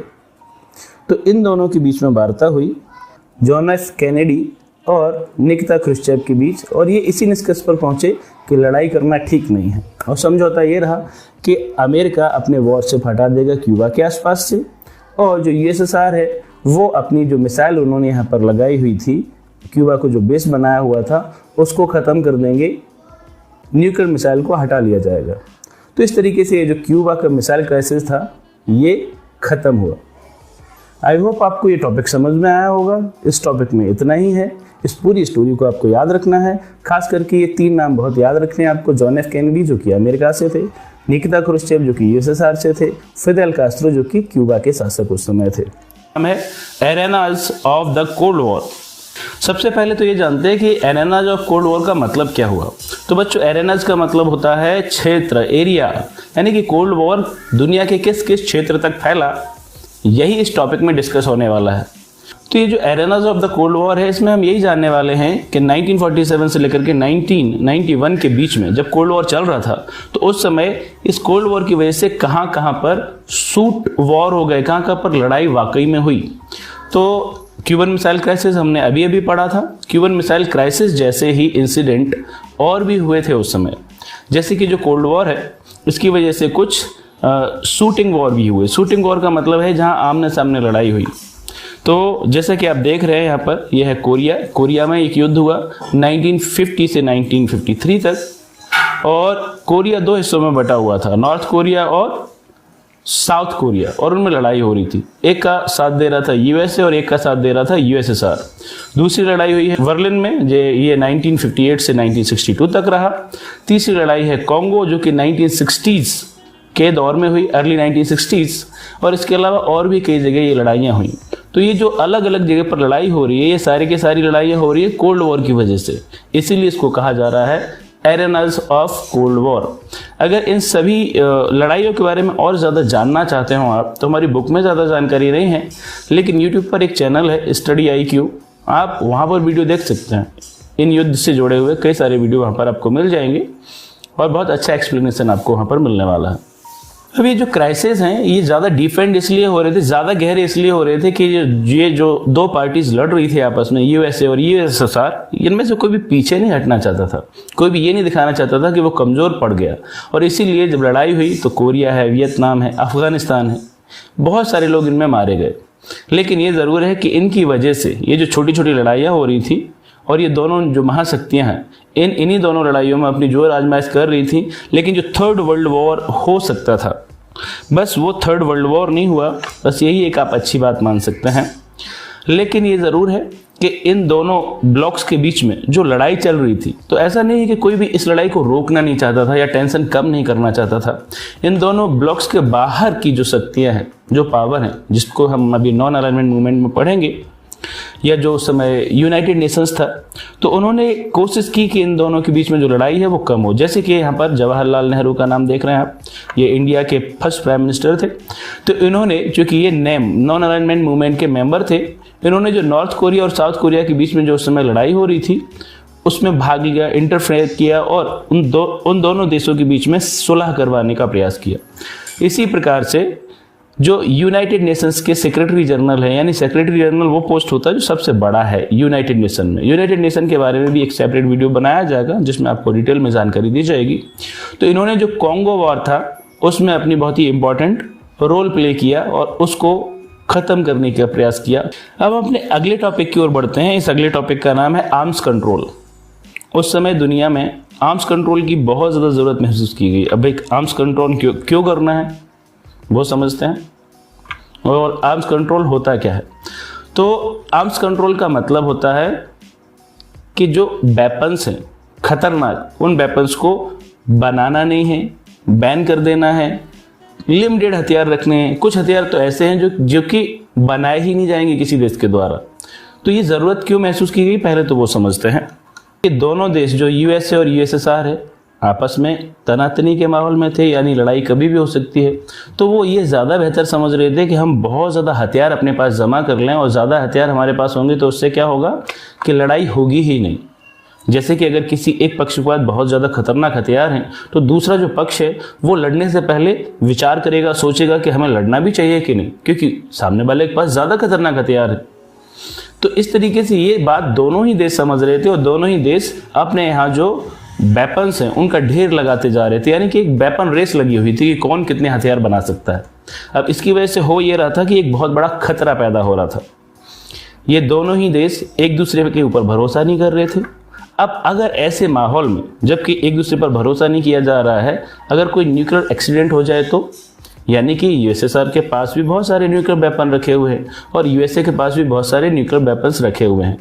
अब अचानक से किसी एक्सीडेंट की वजह से न्यूक्लियर वेपन फट जाए, विस्फोट हो जाए, या फिर क्या हो कि एक्सीडेंटली फायर हो जाए, क्योंकि निशाना लगा के बैठा है अमेरिका यूएसएसआर के ऊपर और यूएसएसआर अमेरिका के ऊपर। अब गलती से भी अगर वो वेपन शूट हो जाए, चल जाए, या फिर कोई सोल्जर, कोई सिपाही जानबूझ करके ये फायर कर देता है, तो जब दूसरे देश पर अटैक होगा, यानी कि वो जो मिसाइल गिरेगी, वो परमाणु हथियार गिरेगा, तो वो तो यही समझेगा ना कि सामने वाला यानी दूसरे देश ने उसके ऊपर अटैक कर दिया है। ये इन्वेस्टिगेशन तो कोई करने जाएगा नहीं कि ये एक्सीडेंट की वजह से हुआ है या फिर दूसरा देश लड़ना नहीं चाहता, बस ऐसे ही चला दिया उन्होंने हथियार। नहीं, ऐसा नहीं होगा। जब भी एक देश के द्वारा दूसरे देश पर अटैक हुआ या एक्सीडेंटल वेपन ब्लास्ट हो गया, तो भी उनको यही लगेगा कि दूसरे देश ने अटैक किया है और वो आपस में लड़ने लगेंगे और इस तरीके से होगा क्या, थर्ड वर्ल्ड वॉर स्टार्ट हो जाएगा। तो इस खतरे को देखते हुए ये महसूस किया गया कि आर्म्स कंट्रोल किया जाए, यानी कि जो अपने हथियार हैं उनको लिमिट किया जाए, कुछ विशेष प्रकार के हथियार बनाए ही ना जाएं। So what is arms control, जो कि मैंने आपको शुरू में ही बता दिया, लेकिन अगर आपको इसकी डेफिनेशन देखनी है तो इसकी डेफिनेशन कुछ इस प्रकार से है। Arms control is a term for international restrictions upon the development, production, stockpiling, proliferation and usage of small arms, conventional weapons and weapons of mass destruction, यानी कि ऐसे हथियार जिनसे कि ज़्यादा से ज़्यादा लोगों को नुकसान पहुंचाया जा सकता है। Weapon of mass destruction, conventional weapons, सीधी सी बात यह है कि जिनसे ज़्यादा नुकसान हो सकता है, ऐसे हथियारों को नहीं बनाना है। तो ऐसे हथियारों को या तो रिस्ट्रिक्ट कर दिया जाएगा, यानी कि कम कर दिया जाएगा, या फिर बनाना ही नहीं है, उन पर पूरी तरीके से बैन लगा दिया जाएगा, या फिर उनका स्टॉक नहीं रखा जाएगा। तो इस तरीके का अगर जब बंधन लगाया जाता है, दो देशों के बीच में आपस में समझौता होता है या दो से ज़्यादा देशों के बीच में आपस में समझौता होता है, तो इस तरीके के समझौते को हम आर्म्स कंट्रोल कहते हैं। इसीलिए अमेरिका और यूएसएसआर दोनों ने ये बेहतर समझा कि आर्म्स कंट्रोल शुरू किया जाए और इन्होंने कुछ ट्रीटीज किए आपस में, और जिनमें ये तय किया गया कि कुछ विशेष प्रकार के हथियार नहीं बनाए जाएंगे या नहीं रखे जाएंगे। ये जो ट्रीटीज हैं ये 1960s से शुरू हो गई इन दोनों देशों के बीच में। उनमें से कुछ जो बहुत इंपॉर्टेंट ट्रीटीज हैं मैं उनके नाम दे रहा हूँ, इनकी जो डिटेल है वो आपका जो चैप्टर है उस चैप्टर के लास्ट पेज पर आप देखेंगे तो उसमें डिटेल मिलेगी। इनके ऊपर भी मैं सेपरेट वीडियो बनाऊंगा, पर इन सभी वीडियोज में इनको कवर नहीं किया गया है। इस ट्रीटी का नाम है the Limited Test Ban Treaty, यानी कि LTV, टीबी शॉर्ट में कहा जाता है। दूसरी ट्रीटी है एंटी बैलिस्टिक मिसाइल ट्रीटी। तीसरी है the nuclear non proliferation treaty. अब ये तीनों क्या होती हैं, डिटेल इस चैप्टर के लास्ट पेज पर मैं भी कभी इसके बारे में बात करूंगा। फिलहाल इतनी ही जानकारी इसके लिए आवश्यक है। हम और आगे जाते हैं। So after this round the super powers signed several more treaties, यानी कि ये 3 ट्रीटी तो शुरुआत थी, इसके बाद और भी कई सारी ट्रीटीज होती रही। तो फिलहाल के लिए इस टॉपिक में इतना ही। तो इस टॉपिक का नाम है चैलेंज टू बाइपोलरिटी और लिखा है नेम का फुल फॉर्म है नॉन अलाइनमेंट मूवमेंट, क्योंकि उस समय दुनिया 2 हिस्सों में बटी हुई थी।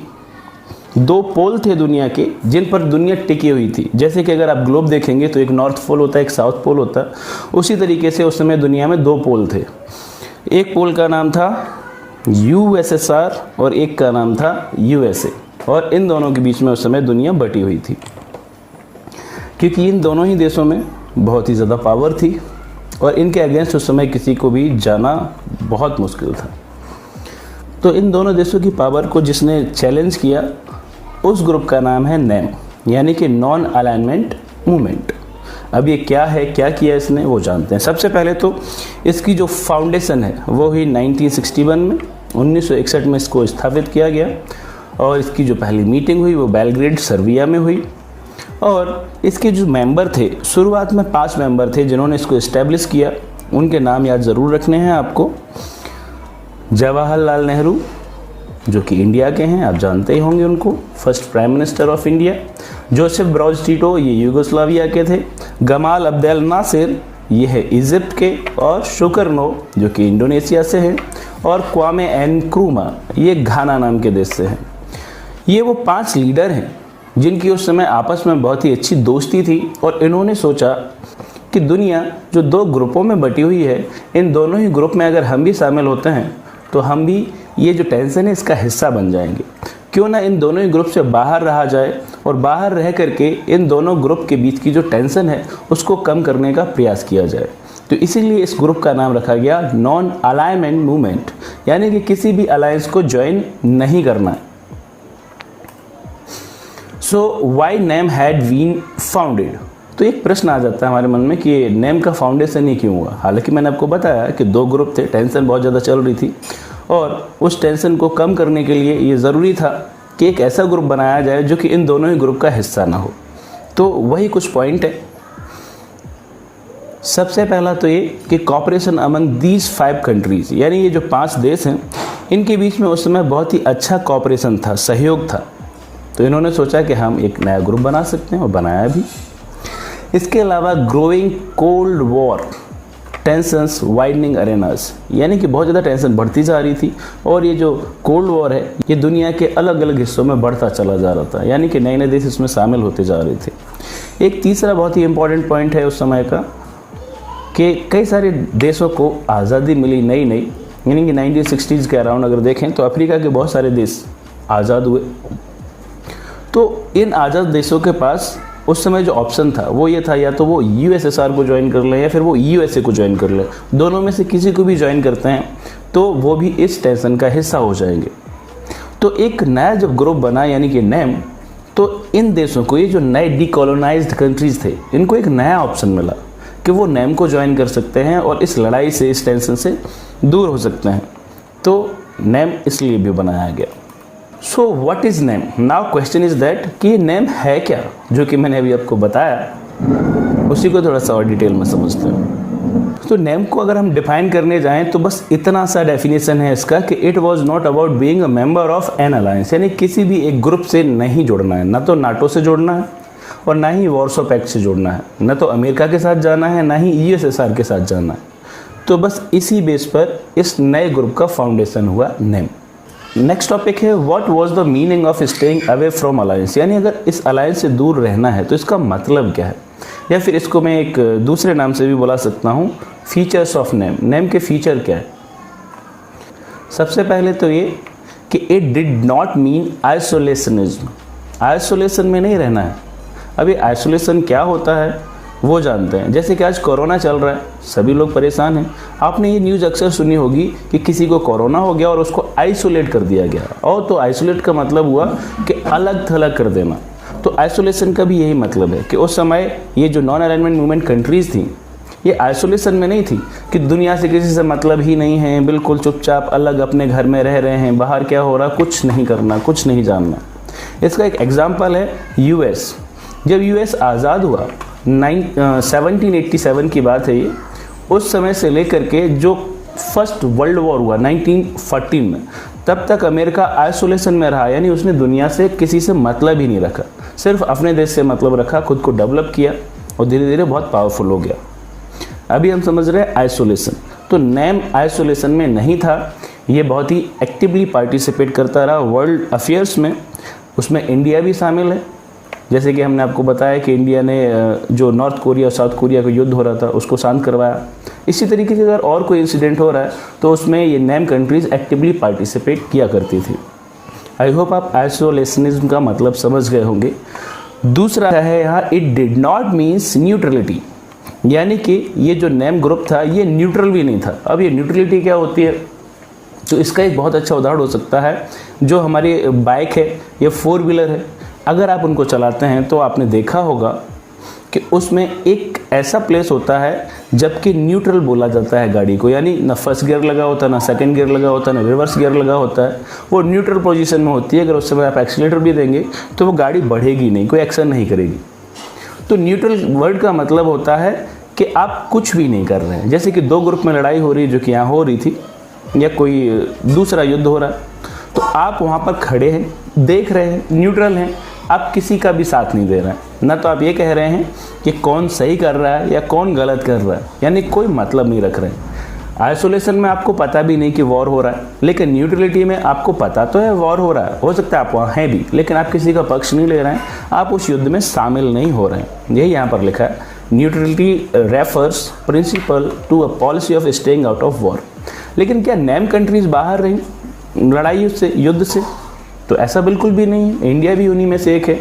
इंडिया के साथ अगर देखें तो उस समय कई सारे वॉर हुए। जब ये कोल्ड वॉर चल रहा था, 1962 में वॉर हुआ चाइना के साथ, 1965 में हुआ पाकिस्तान के साथ, 1971 में हुआ पाकिस्तान के साथ। यानी कि जो नॉन अलाइनमेंट कंट्रीज हैं वो युद्ध से बाहर नहीं थी, ज़रूरत पड़ने पर उन्होंने युद्ध भी किए। और इसी तरीके से जो कोल्ड वॉर की वजह से जो टेंशन हो रही थी, जो लड़ाइयाँ हो रही थी, तो उनमें भी उन्होंने पार्टिसिपेट किया है और उस टेंशन को कम करने का कोशिश की है। तो इसलिए ये जो हम नॉन अलायंस की बात कर रहे हैं, इसका मतलब ये बिल्कुल भी नहीं है कि आइसोलेशन में था ये ग्रुप या फिर ये ग्रुप न्यूट्रल था। ये एक्टिवली पार्टिसिपेट कर रहे थे। बस ये ज़रूर है, ये दोनों ही ग्रुप में से किसी एक का भी हिस्सा नहीं बन रहे थे और कोल्ड वॉर की टेंशन को कम करने की कोशिश कर रहे थे। अभी के लिए इतना ही इस टॉपिक में। न्यू इंटरनेशनल इकोनॉमिक ऑर्डर एक रिफॉर्म है जो कि इंटरनेशनल लेवल पर किया गया, यूनाइटेड नेशन के द्वारा किया गया, जिससे कि जो न्यूली इंडिपेंडेंट कंट्री हैं, जो न्यूली रिकॉलोनाइज्ड कंट्रीज हैं, उनको फ़ायदा मिल सके। तो ये जो देश थे ये मोस्ट ऑफ नेम के मेंबर थे, नॉन अलाइनमेंट कंट्रीज थी, और ये चूँकि अभी अभी आज़ाद हुए थे और इनको जिन्होंने गुलाम बनाया हुआ था उन्होंने 100 साल, 150 साल, 200 सालों तक इनको अच्छे से लूटा था। तो ये देश अभी लीस्ट डेवलप थे, ज़्यादा डेवलप नहीं थे, बहुत परेशानी में थे। तो इन्हीं के लिए ये कैटेगरी बनाई गई और इनको कहा गया LDCs, यानी कि द लीस्ट डेवलप्ड कंट्रीज। ये जो देश थे इनके लिए बहुत ज़्यादा ज़रूरी था कि अपने यहाँ पर इकोनॉमिक डेवलपमेंट करें, वरना ये आज़ाद नहीं हो पाएंगे। सच्चे मायने में इनको आज़ादी तभी मिलेगी जब ये डेवलप हो जाएंगे और इनके जो लोग हैं वो गरीबी से कम मुक्त हो जाए।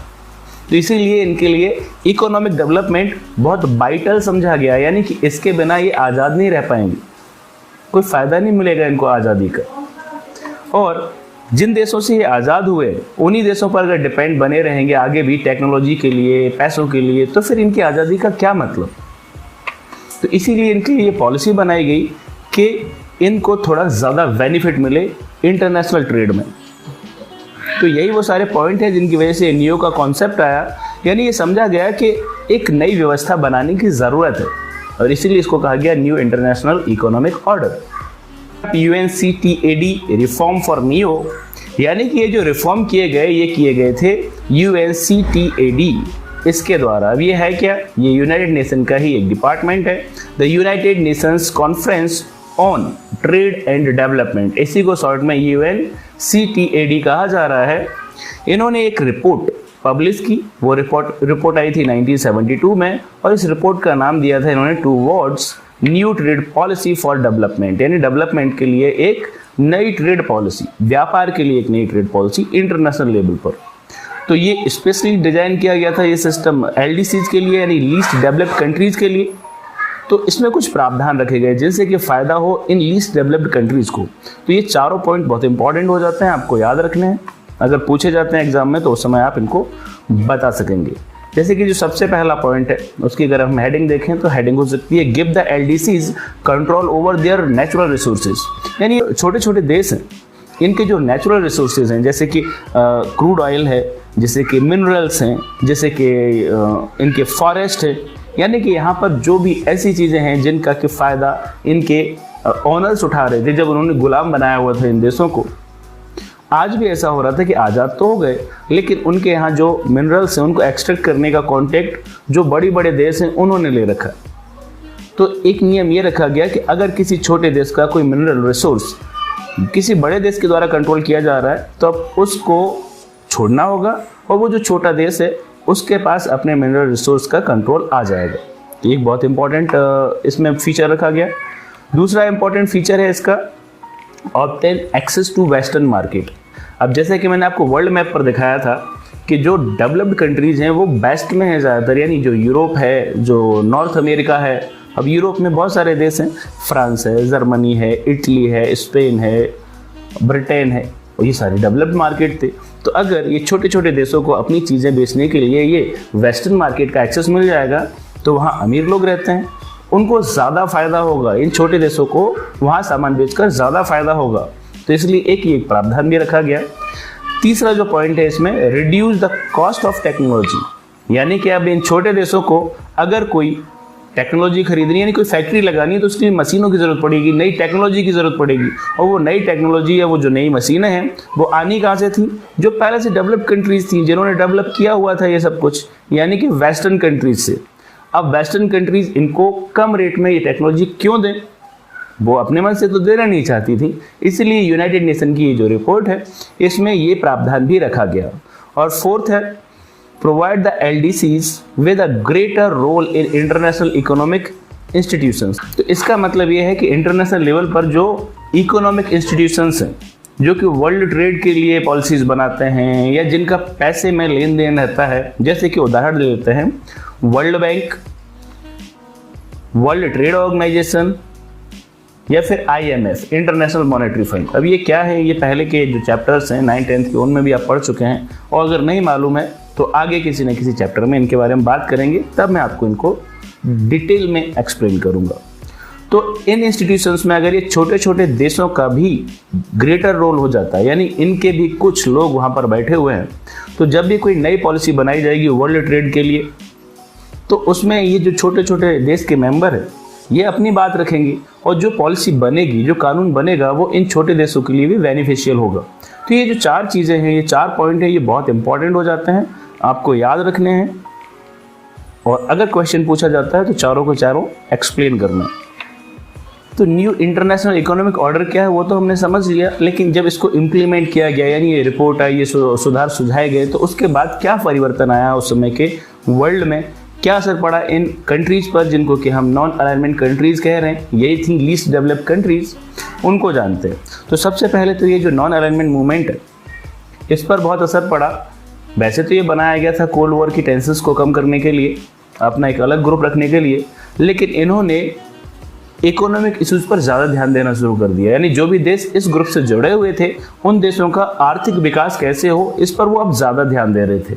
अगर हम 1970s की बात करें तो उस समय जो इकोनॉमिक इश्यूज हैं नेम के लिए बहुत ज़्यादा इंपॉर्टेंट हो गए थे। नॉन अलाइनमेंट मूवमेंट जो कंट्रीज थी वो जब भी मीटिंग करती थी तो इकोनॉमिक इश्यूज के ऊपर, आर्थिक जो समस्याएं थी उनको कैसे दूर किया जाए, इसी के ऊपर डिस्कशन किया जाता था। तो रिजल्ट क्या हुआ उसका कि नेम एक प्रेशर ग्रुप बन गया, इकोनॉमिक प्रेशर ग्रुप। अब ये इकोनॉमिक प्रेशर ग्रुप क्या होता है, ये 10th में प्रेशर ग्रुप करके एक टॉपिक था जिसमें समझाया गया था। फिलहाल मैं बस आपको इतना बता देता हूँ कि एक ग्रुप है। अब अगर कोई ऐसी पॉलिसी बनती है इंटरनेशनल लेवल पर जिससे कि अगर इनको कोई नुकसान हो रहा है, तो ये सारे के सारे देश एक साथ इकट्ठे होकर के उस पॉलिसी का विरोध करेंगे। यानी कि जो UN अगर ऐसे कोई नियम बना रहा है या वर्ल्ड ट्रेड ऑर्गेनाइजेशन ऐसे कोई नियम बना रहा है, तो उनके ऊपर ये प्रेशर डालेंगे कि आपको ऐसा नियम नहीं बनाना चाहिए, और ये अपने फेवर में पॉलिसीज बनवाने की कोशिश करेंगे। यानी जब कोई ग्रुप गवर्नमेंट में नहीं होता है, गवर्नमेंट के बाहर होता है, और बाहर रह करके भी प्रेशर डालता है गवर्नमेंट पर अपने अनुसार काम करवाने के लिए, अपने फ़ायदे के लिए काम करवाने के लिए, तो ऐसे ग्रुप को हम प्रेशर ग्रुप कहते हैं। जैसे फॉर एग्जांपल इंडिया के बारे में ले लेते हैं। आपने देखा होगा कि बजरंग दल नाम से यहाँ पर एक ग्रुप है।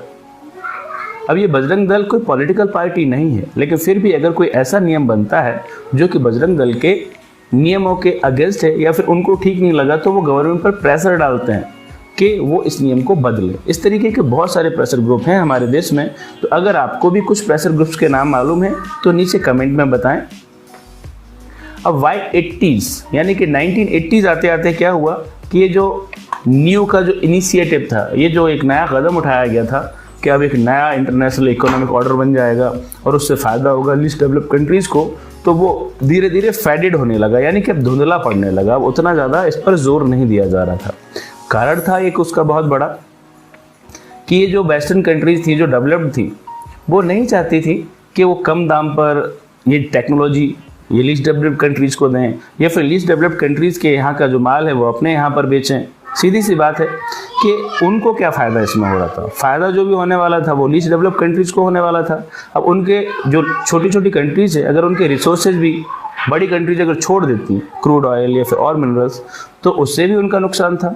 यानी कि ये जो भी डेवलप्ड कंट्रीज थी वो सभी इकट्ठी हो गई, यूनाइटेड ग्रुप बना लिया उन्होंने।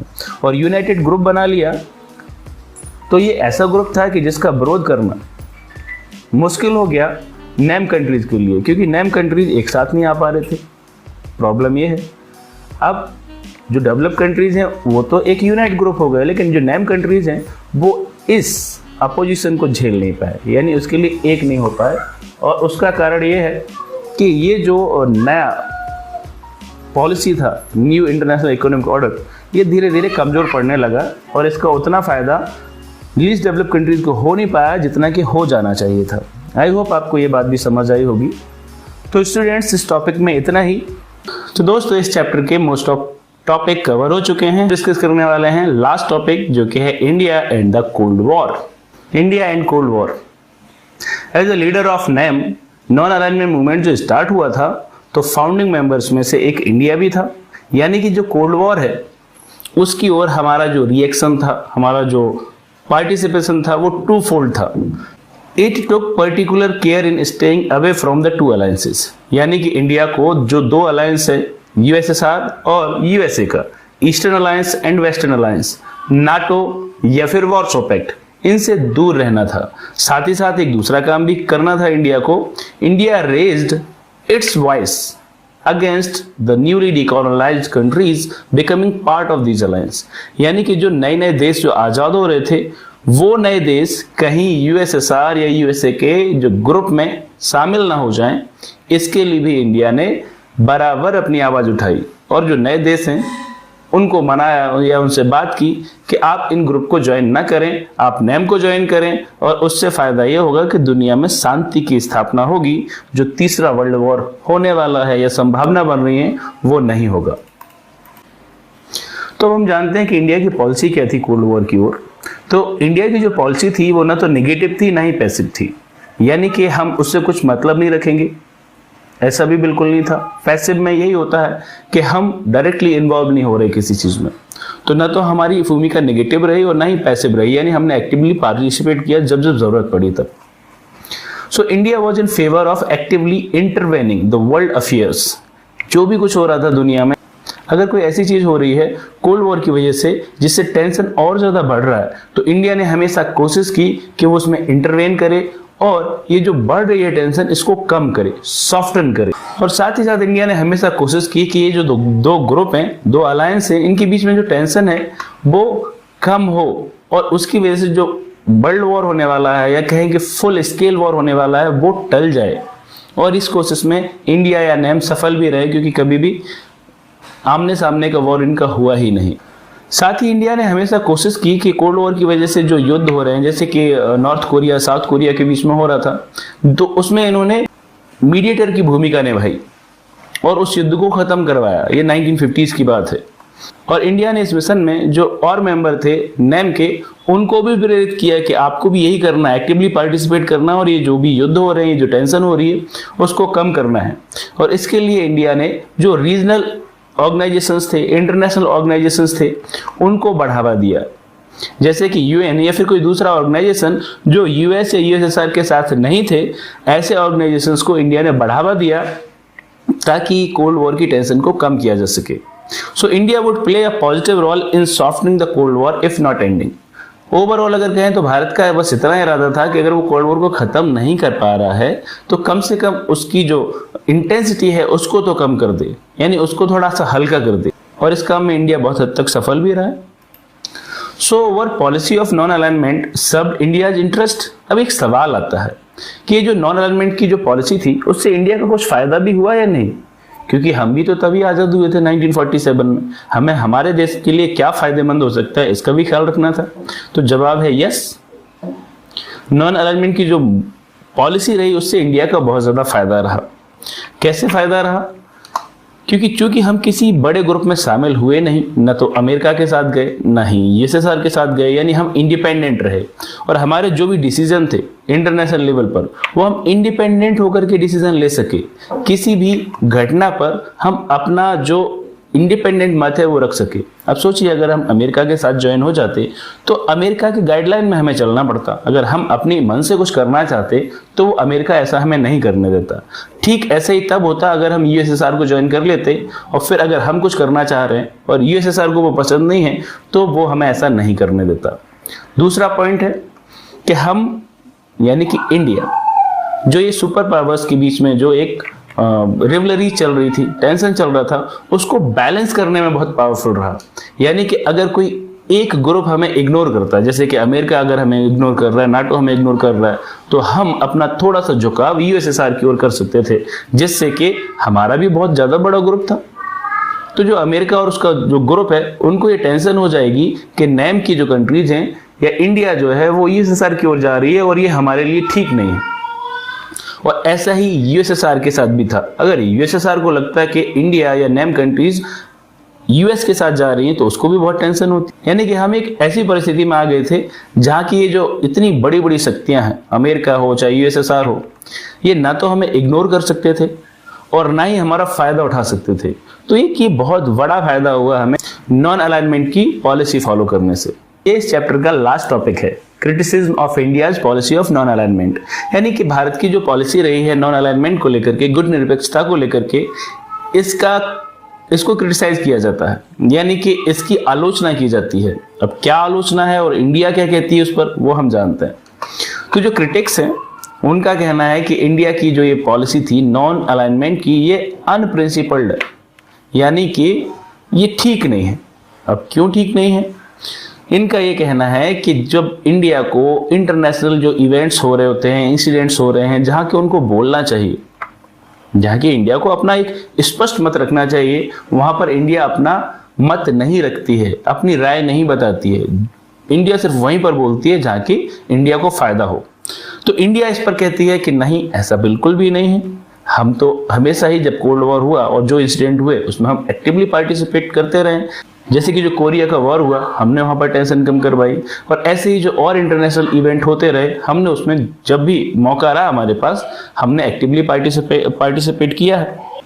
दूसरी आलोचना की जाती है कि इंडिया का जो पोस्चर है वो कॉन्ट्राडिक्टरी है, यानी कि दोहरा रवैया अपनाया हुआ है इंडिया ने, कि वो बाकी देशों को तो मना करता रहा कि किसी ग्रुप को ज्वाइन नहीं करना है, लेकिन खुद ने 1971 में यूएसएसआर के साथ एक ट्रीटी कर ली। तो देखा जाए तो ये तो यही हुआ ना कि आपने सोवियत अलायंस को ज्वाइन कर लिया, सोवियत अलायंस का जो सिस्टम है उसको ज्वाइन कर लिया। पर इंडिया इसमें कहती है कि ऐसा बिल्कुल भी नहीं है, क्योंकि हमने नॉन अलाइनमेंट को न तो छोड़ा और ना ही यूएसएसआर को ज्वाइन किया। हमने यूएसएसआर के साथ एक ट्रीटी जरूर की, पर वो ट्रीटी उनके अलायंस में शामिल होने वाली नहीं थी, क्योंकि उनके अलायंस में जो भी शामिल होता था उसको ये नियम फॉलो करना पड़ता था कि वो अब किसी और देश के साथ ट्रीटी नहीं कर सकता, वो अब हमारे ग्रुप में ही रहेगा। जबकि इंडिया ने ऐसी कोई ट्रीटी नहीं की। इंडिया ने जो ट्रीटी की वो सिर्फ इतनी थी कि उस समय इंडिया की टेंशन चल रही थी पाकिस्तान के साथ, बांग्लादेश क्राइसिस था और इंडिया को हथियारों की आवश्यकता थी। तो हथियारों की आवश्यकता थी तो उसके लिए उस समय उसको यूएसएसआर एक ऐसा प्लेस लगा जहां से कि वो हथियार ले सकता है, और इसीलिए उसने एक डील की, ट्रीटी की। पर वो ट्रीटी कहीं से भी यूएसएसआर के ग्रुप को ज्वाइन करने वाली ट्रीटी नहीं थी, क्योंकि उस ट्रीटी के बाद भी इंडिया अगर चाहती तो वो अमेरिका से भी ट्रीटी कर सकती थी, अमेरिका से भी दोस्ती कर सकती थी। तो इससे साफ हो जाता है कि इंडिया ने यूएसएसआर के सिस्टम को ज्वाइन नहीं किया, बस एक ट्रीटी की जिसमें से कि कुछ चाहिए था उसको यूएसएसआर से, वो लिया, इससे ज्यादा और कुछ भी नहीं। तो अब आप क्या सोचते हैं इस बारे में? आपकी एक इंडिपेंडेंट राय हो सकती है, लेकिन अगर क्वेश्चन पूछा जाता है criticism of India's policy of non alignment, तो आपका जवाब ऐसा हो सकता है, और ये एक बहुत बेहतर जवाब होगा आपका। बहुत अच्छा लगा ये चैप्टर डिस्कस करके आपके साथ। अगर आप चाहते हैं कि बाकी के चैप्टर भी आपके साथ डिस्कस किए जाएं, तो आप इस चैनल को सब्सक्राइब कर लीजिए। हम फिर मिलेंगे और चैप्टर्स के वीडियो में। अगर कोई डाउट आता है तो आप कमेंट करें, मैं रिप्लाई करूंगा। ख्याल रखें अपना। धन्यवाद। अब और क्या कहूँ, मैं तो बेस्ट हूँ ही। अरे देख क्या रहे हो, लाइक करो, कमेंट करो, शेयर करो, सब्सक्राइब करो।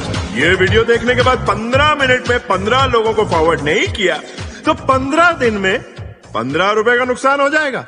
क्यों, समझे ना बांगड़ू?